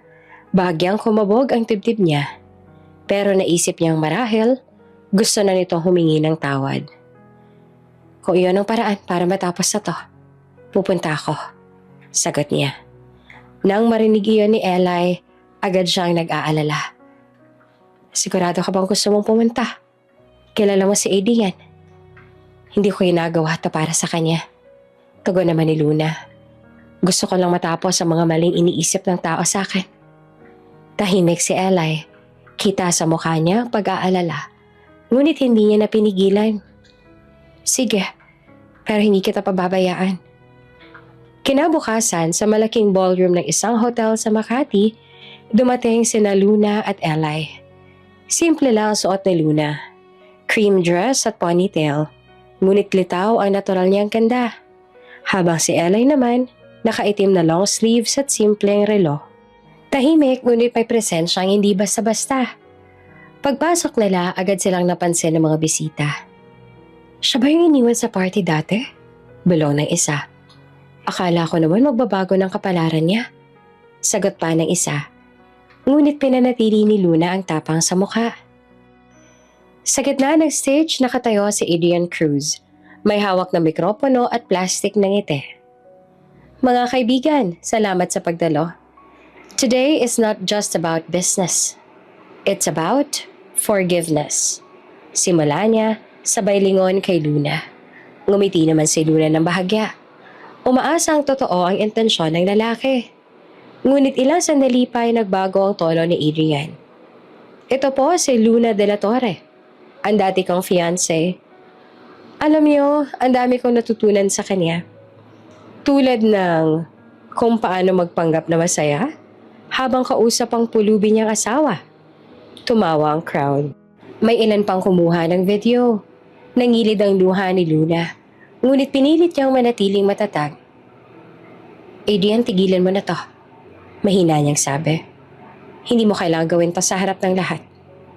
Ngunit tumawa lang si Adrian. Ano, Luna? Gusto mong i-defend ka ng asawa mong mukhang kargador? Napatigil si Eli. Halos maputol ang hininga sa galit. Dahan-dahan siyang lumapit sa stage. Ang mga mata niya, malamig, matalim. Sabihin mo ulit yan. Mahinahon niyang sabi. Ngunit ramdam ng lahat ang bigat ng boses niya. Uy, easy lang pare. Sabat ng isang guest. Pero hindi pa rin umalis si Eli sa kinatatayuan. Humingi ka ng tawad sa kanya. Mariin niyang sabi. Natawa si Adrian. Sabay lagay ng kamay sa bulsa. Tawad? Sa isang babaeng iniwan ko dahil wala naman siyang maibibigay? At sa isang iglap bago pa makagalaw ang lahat, halos umabante na si Eli. Nakahanda ng suntukin ng lalaki. Eli! Sigaw ni Luna, sabay hawak sa braso nito. Tama na! Hindi kanya katulad. Huminga ng malalim si Eli. Pinilit na magpigil. Lumapit siya kay Luna. Marahang hinawakan ng kamay nito. Umalis na tayo. Tahimik silang lumabas habang tinitingnan ng lahat. Sa labas ng venue, huminto si Luna at napaiyak. Bakit ganun siya, Eli? Hindi pa ba siya nakontento? Hinaplos ni Ella yung buhok niya. Kasi gusto pa rin niyang maramdaman na siya ang may kontrol. Pero huwag ka mag-alala. Darating ang araw, Luna. Siya mismong luluhod para humingi ng tawad. Tumingin si Luna sa kanya. Minsan naiisip ko, bakit parang mas kilala mo siya kaysa sa akin? Ngumiti naman si Eli ng pilit. Marami lang akong kilalang ganong klaseng tao. Pag uwi nila, tahimik lang si Eli. Nakaupo siya sa veranda, hawak ang cellphone. Tumunog ito. Isang tawag na nagpaiba ng ekspresyon niya. Hello? Sa kabilang linya, isang boses sa pamilyar ngunit malamig. Nanlamig si Eli. Parang biglang sumikip ang dibdib niya. Ano sabi mo? Natigilan siya. Tumingin sa loob ng bahay kung saan natutulog na si Luna sa sofa. Yakap ang maliit na unan. Marahang pinikit ni Ella ang mga mata. Hindi pa dapat ngayon. Tumayo siya at nilapag ang cellphone at lumapit kay Luna. Tahimik niyang hinaplos ang pisngi nito. Patawad. Mahina niyang bulong. Hindi ko pa kaya sabihin ang totoo sa ngayon. Hindi pa ngayon. At sa dilim ng gabi, habang umuulan sa labas ay nakaupo si Eli sa tabi ng bintana. Isang lalaking bilyonaryo sa paningin ng mundo. Ngunit bilang asawa ni Luna ay isang taong natutong nagmahal ng walang maskara. Umuulan na naman ang gabing iyon. Ang tunog ng mga patak sa bubong ng lumang bahay ay parang metronome ng mga sikreto. Mabagal, matalim, at puno ng bigat. Nasa kwarto si Luna, mahimbing ang tulog. Habang si Eli naman ay nakaupo sa sala. Tanging ilaw ng laptop ang sumisinag sa mukha niya. Hindi na siya mukhang palaboy. Maayos ang gupit. Suot ang simpleng itim na hoodie. Pero sa mga mata niya, may lalim ng taong matagal na hindi natutulog. Kanina lang, may tawag siyang natanggap. Sir, the old lady's blood pressure dropped. Sabi ng boses sa kabilang linya. She's stable now but you might wanna come home. Tahimik lang siyang tumango kahit walang nakarinig. Doña Leticia, Mama. Huminga siya ng malalim sabay tumingin sa litrato nilang mag-asawa sa ibabaw ng mesa. Kinaumagahan. Good morning, bati ni Luna. May problema ba? Habang pinupunasan ng mesa. Wala naman, sagot ni Eli. Pilit nang umingiti. May inaasikaso lang. Ha, ganun ba? Akala ko napuyat ka lang. Sagot ni Luna na walang kamalay-malay sa totoong dahilan. Napangiti naman si Eli. Bahagyang yumuko para itago ang reaksyon. Kung alam mo lang. Pag alis si Luna papunta sa center, umupo si Eli sa harap ng laptop. Sa labas, malakas pa rin ang ulan. Parang musika ng lihim. Binuksan niya ang isang secured server. Nilagay ang fingerprint at nag-log in. Sa screen, lumalabas ang logo ng Monteverde Holdings, Incorporated. Good morning, Mr. Monteverde. Badi ng sekretarya niya sa virtual meeting. Proceed with the transfer. Malamig niyang sagot. Lumabas sa screen ang graphs, charts at mga pangalan ng kumpanya. Karamihan, pag-aari ni Adrian Cruz. Sa loob ng ilang linggo, unti-unting binura ni Ellie ang pundasyon ng taong nanira sa asawa niya. Sa bawat paglipat ng shares, sa bawat pagbagsak ng stock, ramdam niya ang dahan-dahang paghihigante. Hindi siya galit para sa sarili niya, kundi para kay Luna. Hapon, bumalik si Luna galing sa center. May dala-dalang sopas. Elay, niluto ko to kanina sa center. Para sa'yo. Parang nilamig ka yata. Ngumiti siya at inabot iyon. Salamat. Alam mo bang sa gitna ng ulan? Ikaw ang dahilan kung bakit hindi ko nararamdaman yung lamig. Natigilan si Luna. Corny mo talaga minsan. Sabay tawa.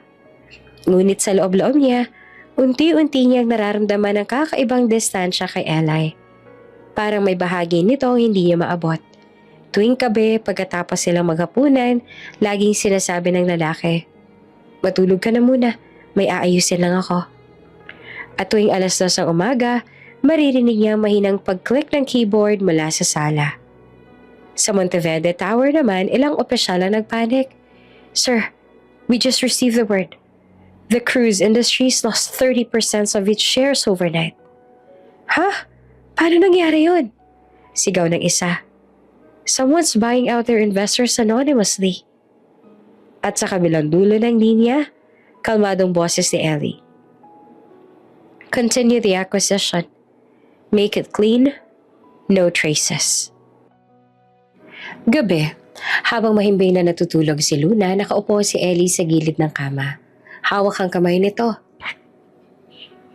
"Hindi ko alam kung magagalit ka kapag nalaman mong ako si Eddie Monteverde." Bulong niya. "Pero lahat ng ginagawa ko, para to sa'yo." Tumayo siya, lumapit sa bintana at binuksan ito. Pumasok ang malamig na hangin ng ulan. Bumabagsak sa mga braso niya. Sa labas may dumaan na itim na kotse. Isa sa mga tauhan niyang lihim na nagbabantay. Tumango siya, senyales ang hudyat. "Simulan na natin," sabi niya sa earpiece. "Gusto ko maramdaman ni Adrian Cruz kung anong sakit na mawalan." Sa loob ng ilang minuto, nagbagong ekonomiya ng lungsod. Mga kontrata ay naputol, mga kumpanya ay bumagsak, mga taong dati nagmamataas ngayon ay nagtatago. Sa gitna ng lahat, patuloy ang ulan. Parang kasabwat ng kanyang katahimikan. Malamig, mabigat, ngunit makatarungan. Kinabukasan nagising si Luna. Nakita niyang tulog si Eli sa sofa. Laptop ay nakasara sa tabi. Nilapitan niya ito at tinakpan ng kumot. "Lagi ka na lang puyat," bulong niya, sabay hawi ng buhok sa noo nito. "Hindi ko alam kung anong pinagtatrabahuhan mo pero salamat. Dahil kahit anong dilim, nandyan ka pa rin." Sa labas ay patuloy pa rin ang ambon. At sa bawat patak ng ulan lalong nagiging matatag ang lihim ni Eli. Isang bagyong handang wasakin ng mga taong nanira sa babaeng minahal niya. Umaga pa lang, naririnig na ni Luna ang patak ng ulan sa bubong ng rehabilitation center. May kalakasan ito, pero sanay na siya.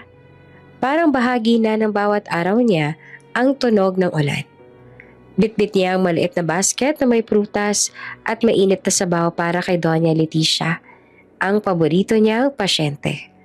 Pagpasok niya sa kwarto, sinalubong siya ng matandang nakangiti kahit bahagyang hirap pa rin sa paggalaw. "Luna," wika ni Doña Leticia na mahina pero buo. "Ang araw ko hindi kompleto kapag hindi kita nakikita." Napangiti naman si Luna. "Nako, huwag niyo pong sabihin yan, Doña. Baka hanapin niyo ako kahit day off ko."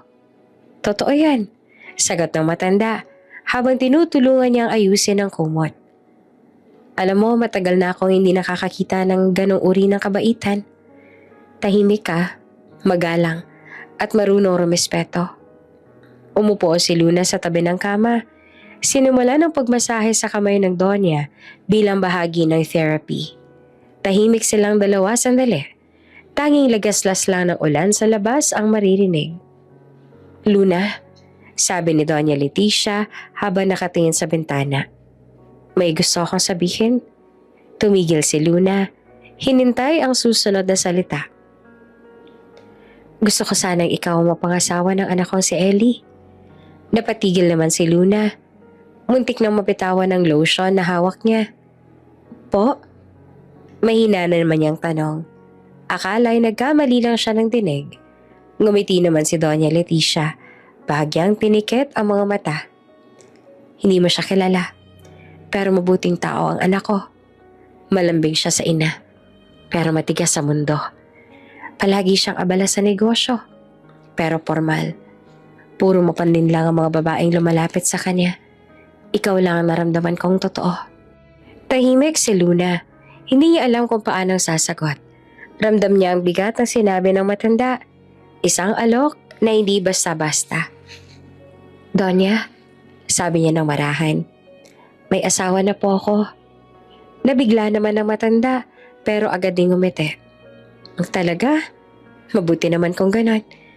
Siguro kaya ka rin pinili ni Lord dahil marunong kang magmahal. Tumango lang si Luna. Pilit na umiti pero sa loob-loob niya may kakaibang kilig at kaba siyang naramdaman. Ang pangalan ng binanggit ng matanda ay Ellie. Parang may pamilyar na tunog.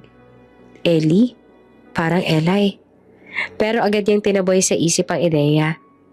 Hindi. Imposible. Bulong niya sa sarili. Pulubi lang naman si Eli. Paano magiging anak siya ng isang mayamang donya? Habang tinutuloy niya ang therapy, nagsimula na namang magkwento ang donya. Alam mo ba, Luna? Minsan gusto ko na lang ipamigay ang lahat ng yaman namin. Wala namang halaga kung mag-isa ka lang sa malaking bahay. Buti ka pa, may puso kang marunong magmahal kahit walang kapalit. Napayo ko si Luna. Hindi po madaling magmahal. Mahinang tugon niya. Lalo na kapag nasaktan ka na. Tama ka, sagot ni Doña Leticia. Pero tandaan mo to, ang tamang lalaki, darating pag handa ka na magtiwala ulit. At kapag dumating siya, kahit magtago pa siya sa likod ng iba't ibang muka, makikilala mo siya. Hindi alam ni Luna kung bakit siya kinilibutan sa huling sinabi ng matanda. Bakit parang may ibang ibig sabihin yung salita niyo, Donya? Ngumiti lamang si Doña Leticia at tumingin sa ulan. Basta, Luna. Nang matapos ang session, nagpaalam na si Luna. Babalik na lang po ako bukas, Donya. Salamat anak ha. Sagot naman ng matanda. Hinawakan ng kamay niya. At sana sa susunod, makilala mo na rin ang anak ko. Habang pauwi si Luna, nagpatuloy pa ang ulan. Binuksan niya ang payong pero tinamaan pa rin siya ng malamig na hangin. Naisip niya ang sinabi ni Donya. Ellie, mabuting anak, mabuting lalaki. Pagdating sa bahay, nadatnan niyang nagluluto si Eli. Suot ang lumang apron, basang-basa pa ang buhok. Uy, bati nito. Naulanan ka ata ah. Napangiti naman siya. Hindi naman. May pasyente kasi ako. Ang daming kwento. Pero mabait siya ah. Talaga? Tanong ni Eli habang nagtatanggal ng apron. Sino naman siya? Matanda akong pasyente sa rehab. Sagot ni Luna na hindi tumitingin. Gusto niya nga raw ako ipakilala ko sa anak niya. Sandali namang natahimik si Eli. Siguro kasi mabait kang talaga. Sabi niya na mababa ang tono. Halos pabulong. Mandaling magmahal ng tapat. Kahit minsan nasasaktan. Hindi na sumagot si Luna. Napatingin siya sa labas. Sa mga patak ng ulan na parang walang tigil mula pa kaninang umaga. Sa likod ng lamig, may kakaibang init na gumapang sa puso niya habang pinagmamasan si Eli. Salamat sa pagkain ha, sabi niya.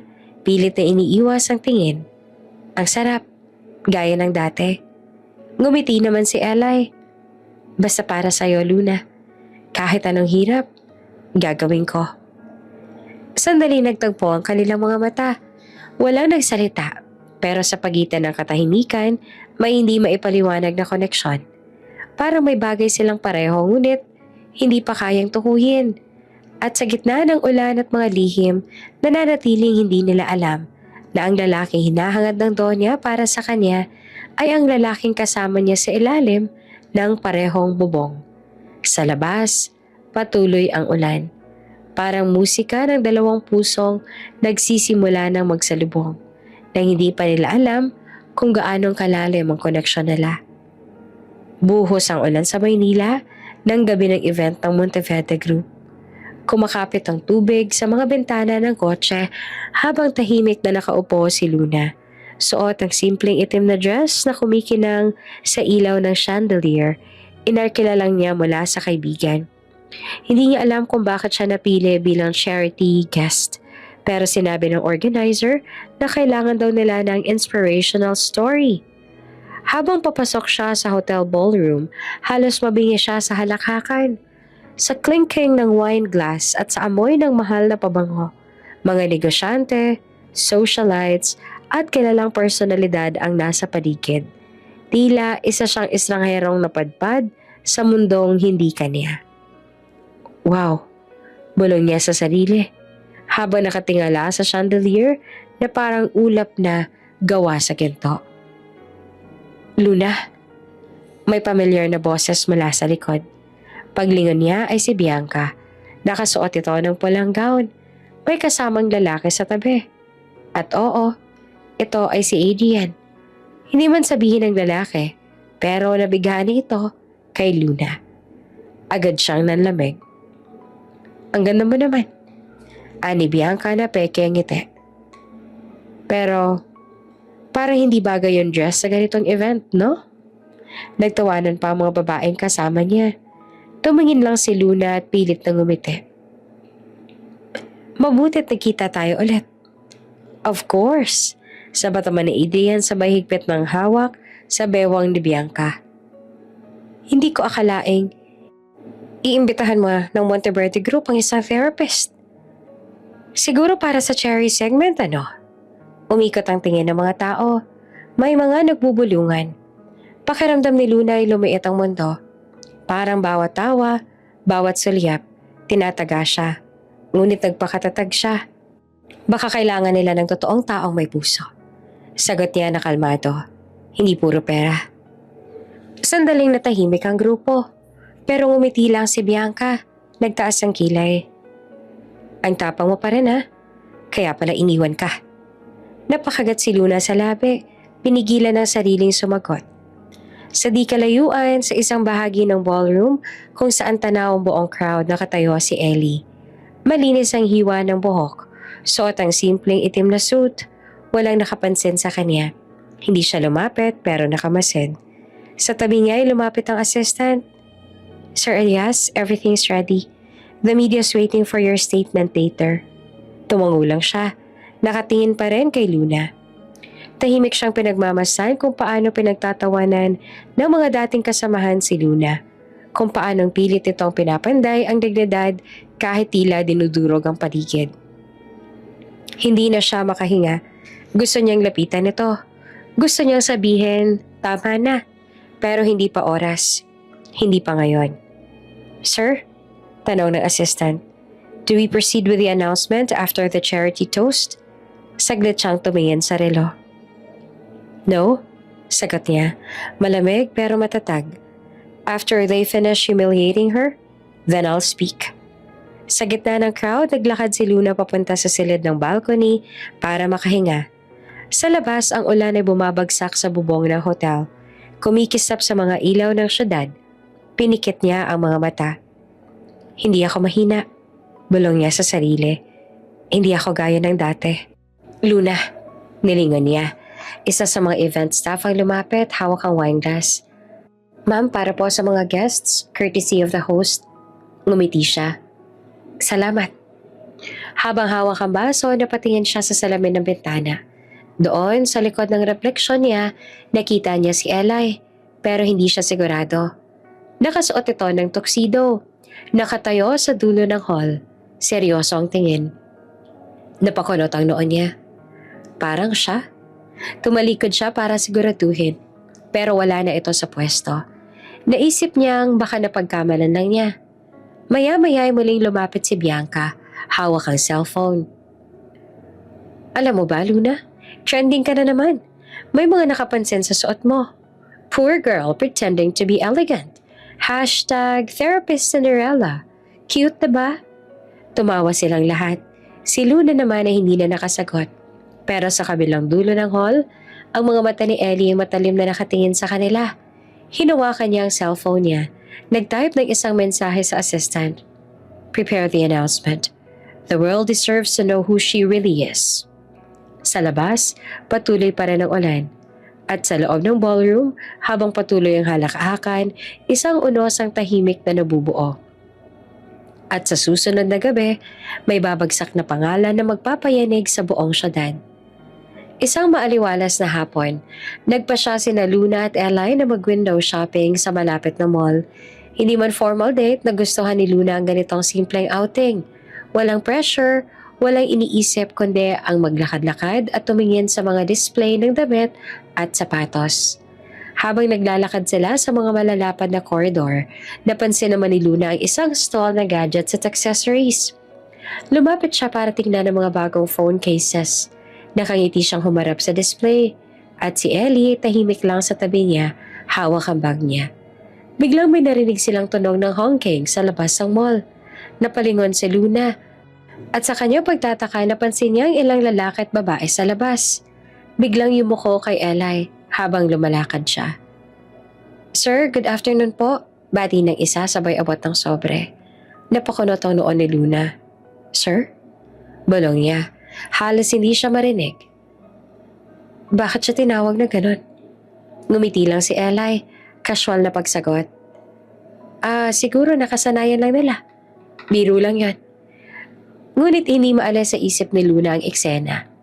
Hindi lang isa o dalawa. May ilang sasakyan pa na sumunod sa kanila sa parking area. Bawat driver ay nagbibigay galang.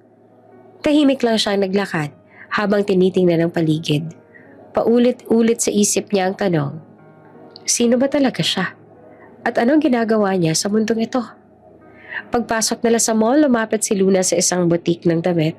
Habang pumili, napapansin niya si Ella ay tahimik lang sa tabi, nakatingin sa paligid, tila nagmamasid sa bawat kilos ng tao.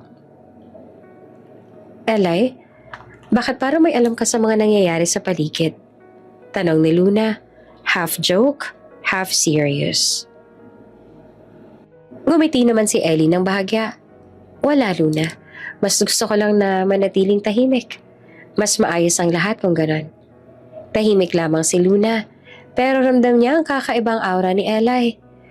Parang may lihim na nakatago. May kontrol sa bawat sitwasyon. Kahit simpleng outing lang ito, hindi niya maiwasang mapaisip.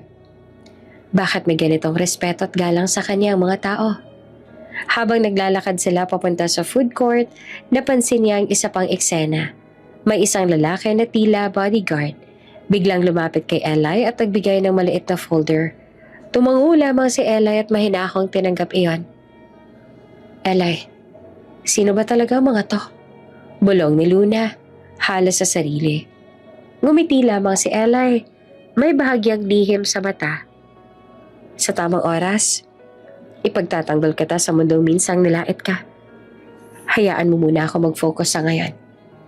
Hindi naman nakasagot si Luna. Hindi niya alam kung anong ibig sabihin ni Eli, pero ramdam niya ang bigat ng pangako sa tono ng lalaki. Sa food court, umupo sila sa isang sulok. Kumain ng simpleng merienda at nag-usap tungkol sa ordinaryong bagay.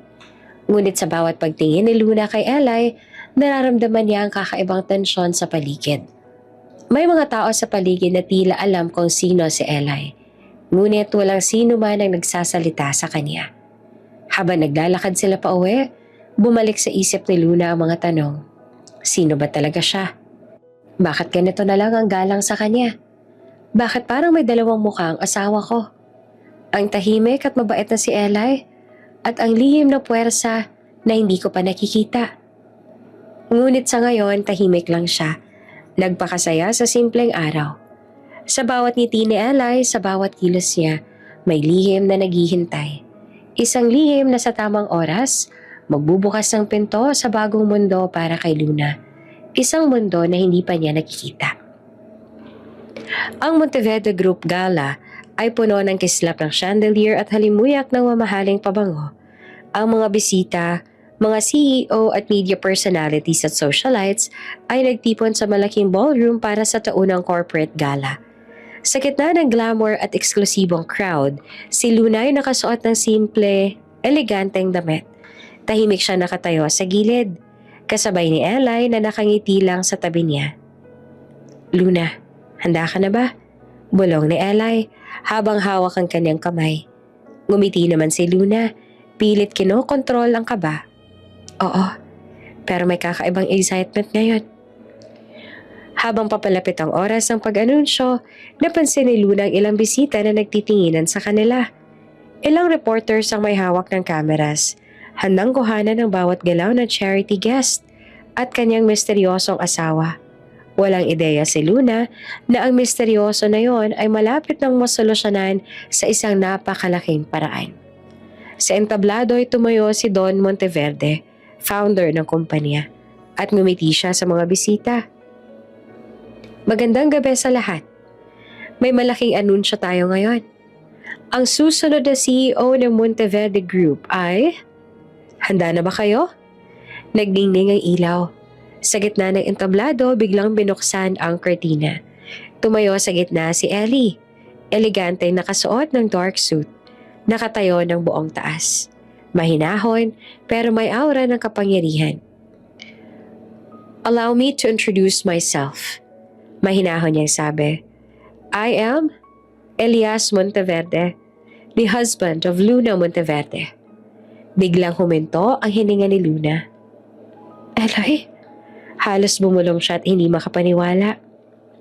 Ang mga mata ng mga bisita ay nakatuon sa kanya.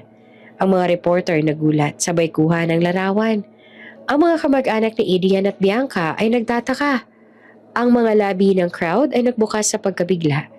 Si Adrian na dating nagtataas ng noo sa engagement party ay biglang naging puti ang mukha. Anak, si Elias Monteverde? Bulong niya sa sarili. Halos hindi siya makapaniwala.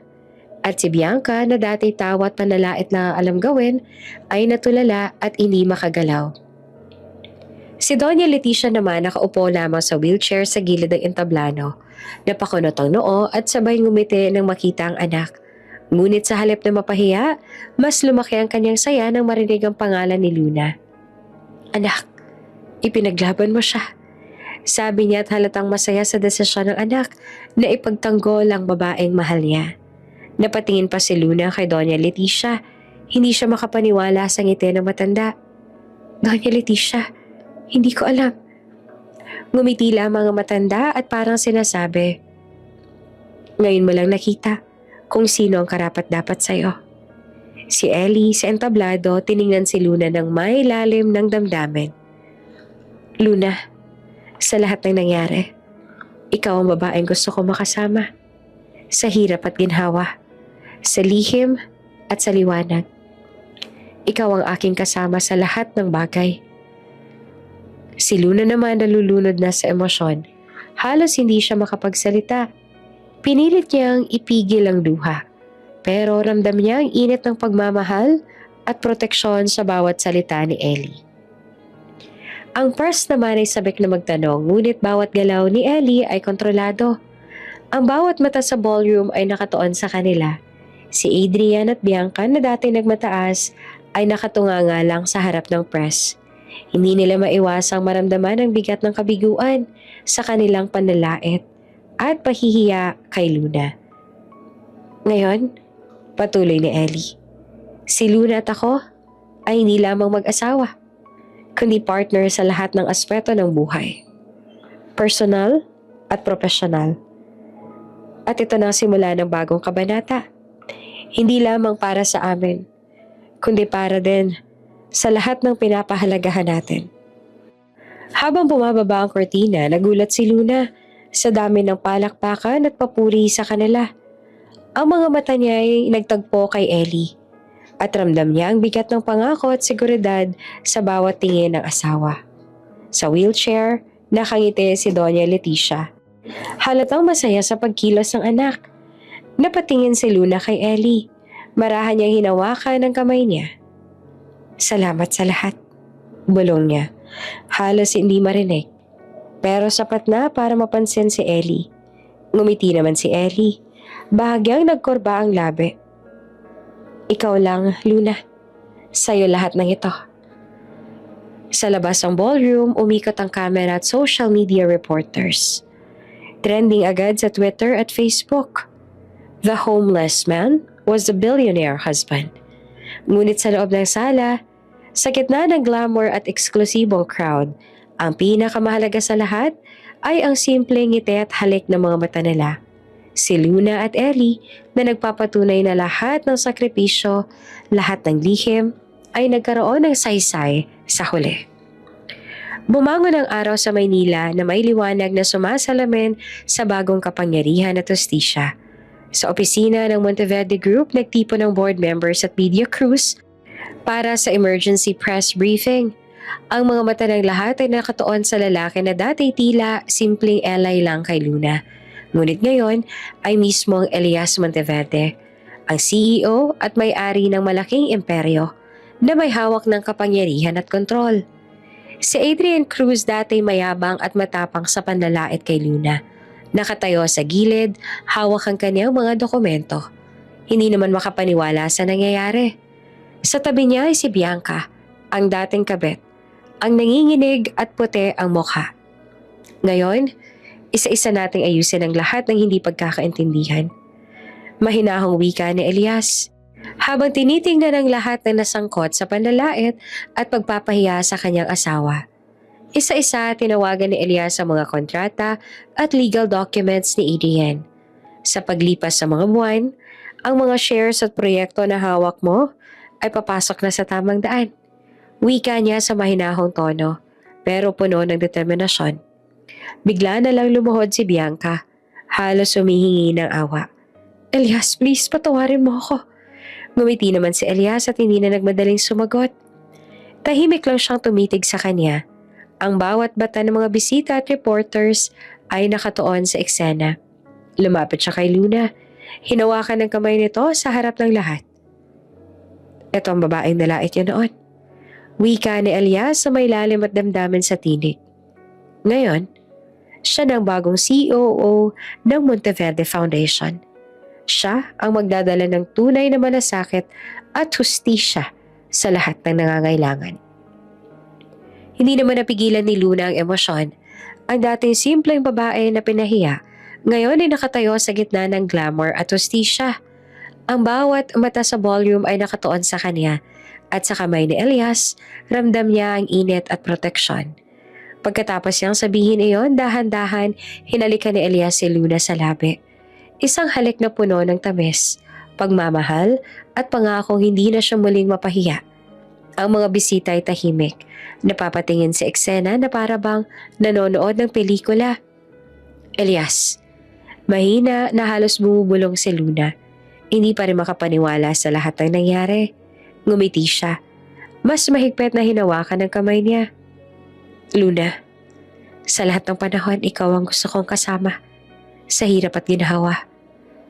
Sa lihim at liwanag, ikaw ang aking mundo.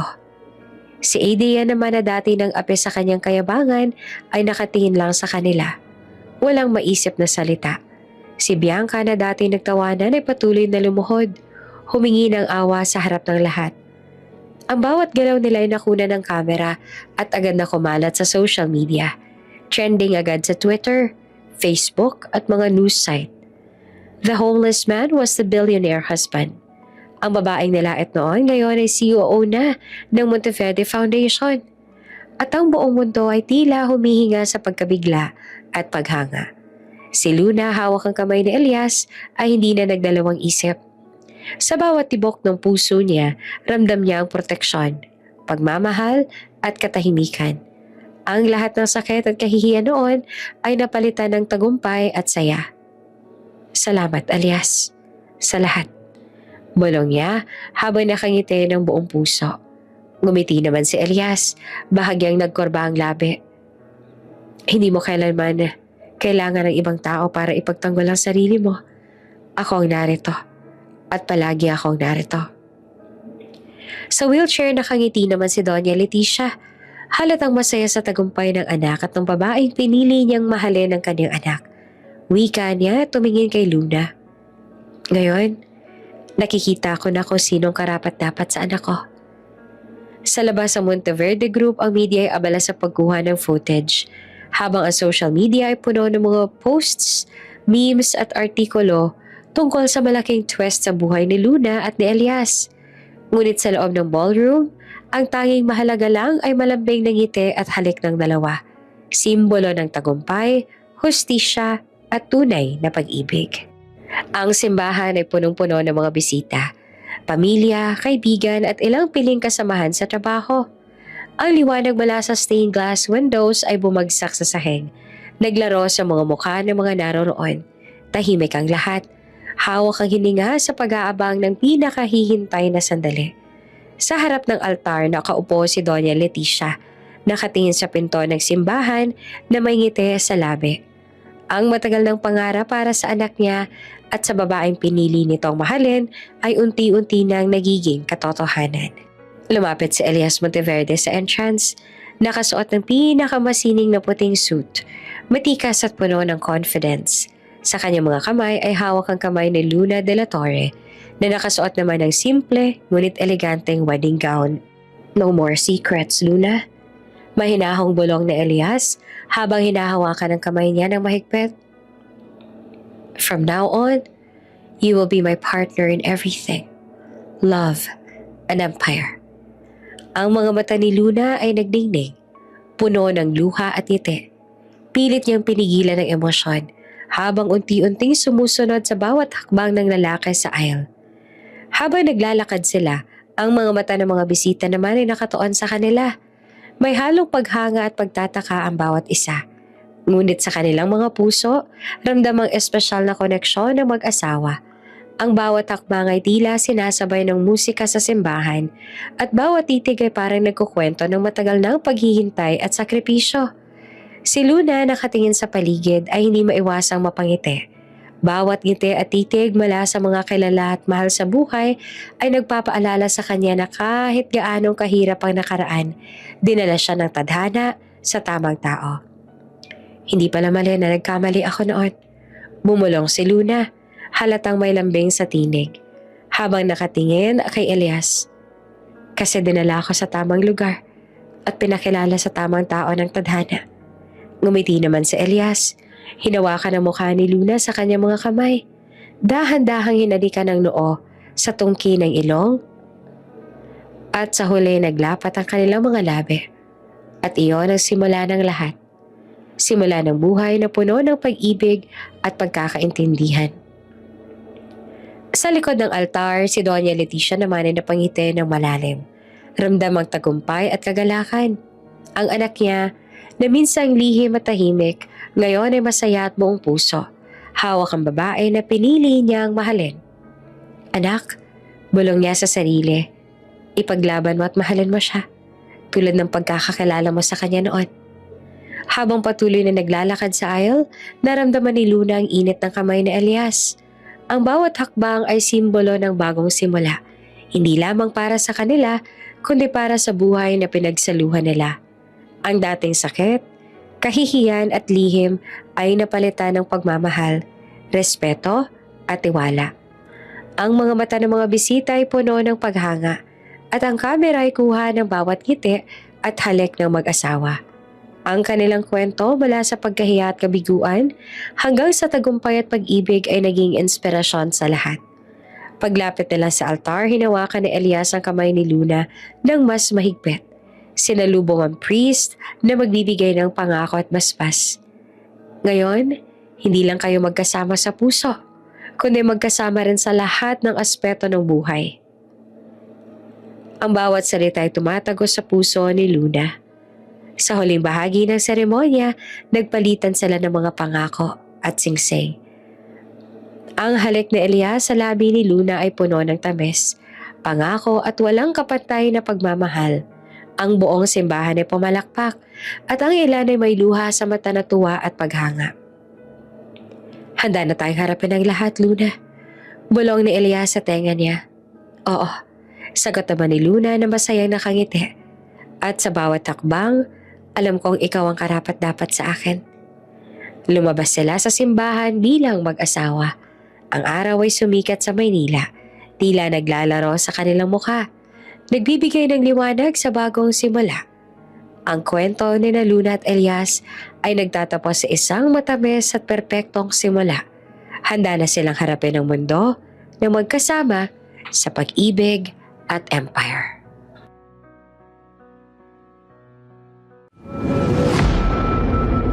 Kung bago ka pa lang sa channel na ito, Ate Jane TV, huwag kalimutang pindutin ang notification bell and subscribe button.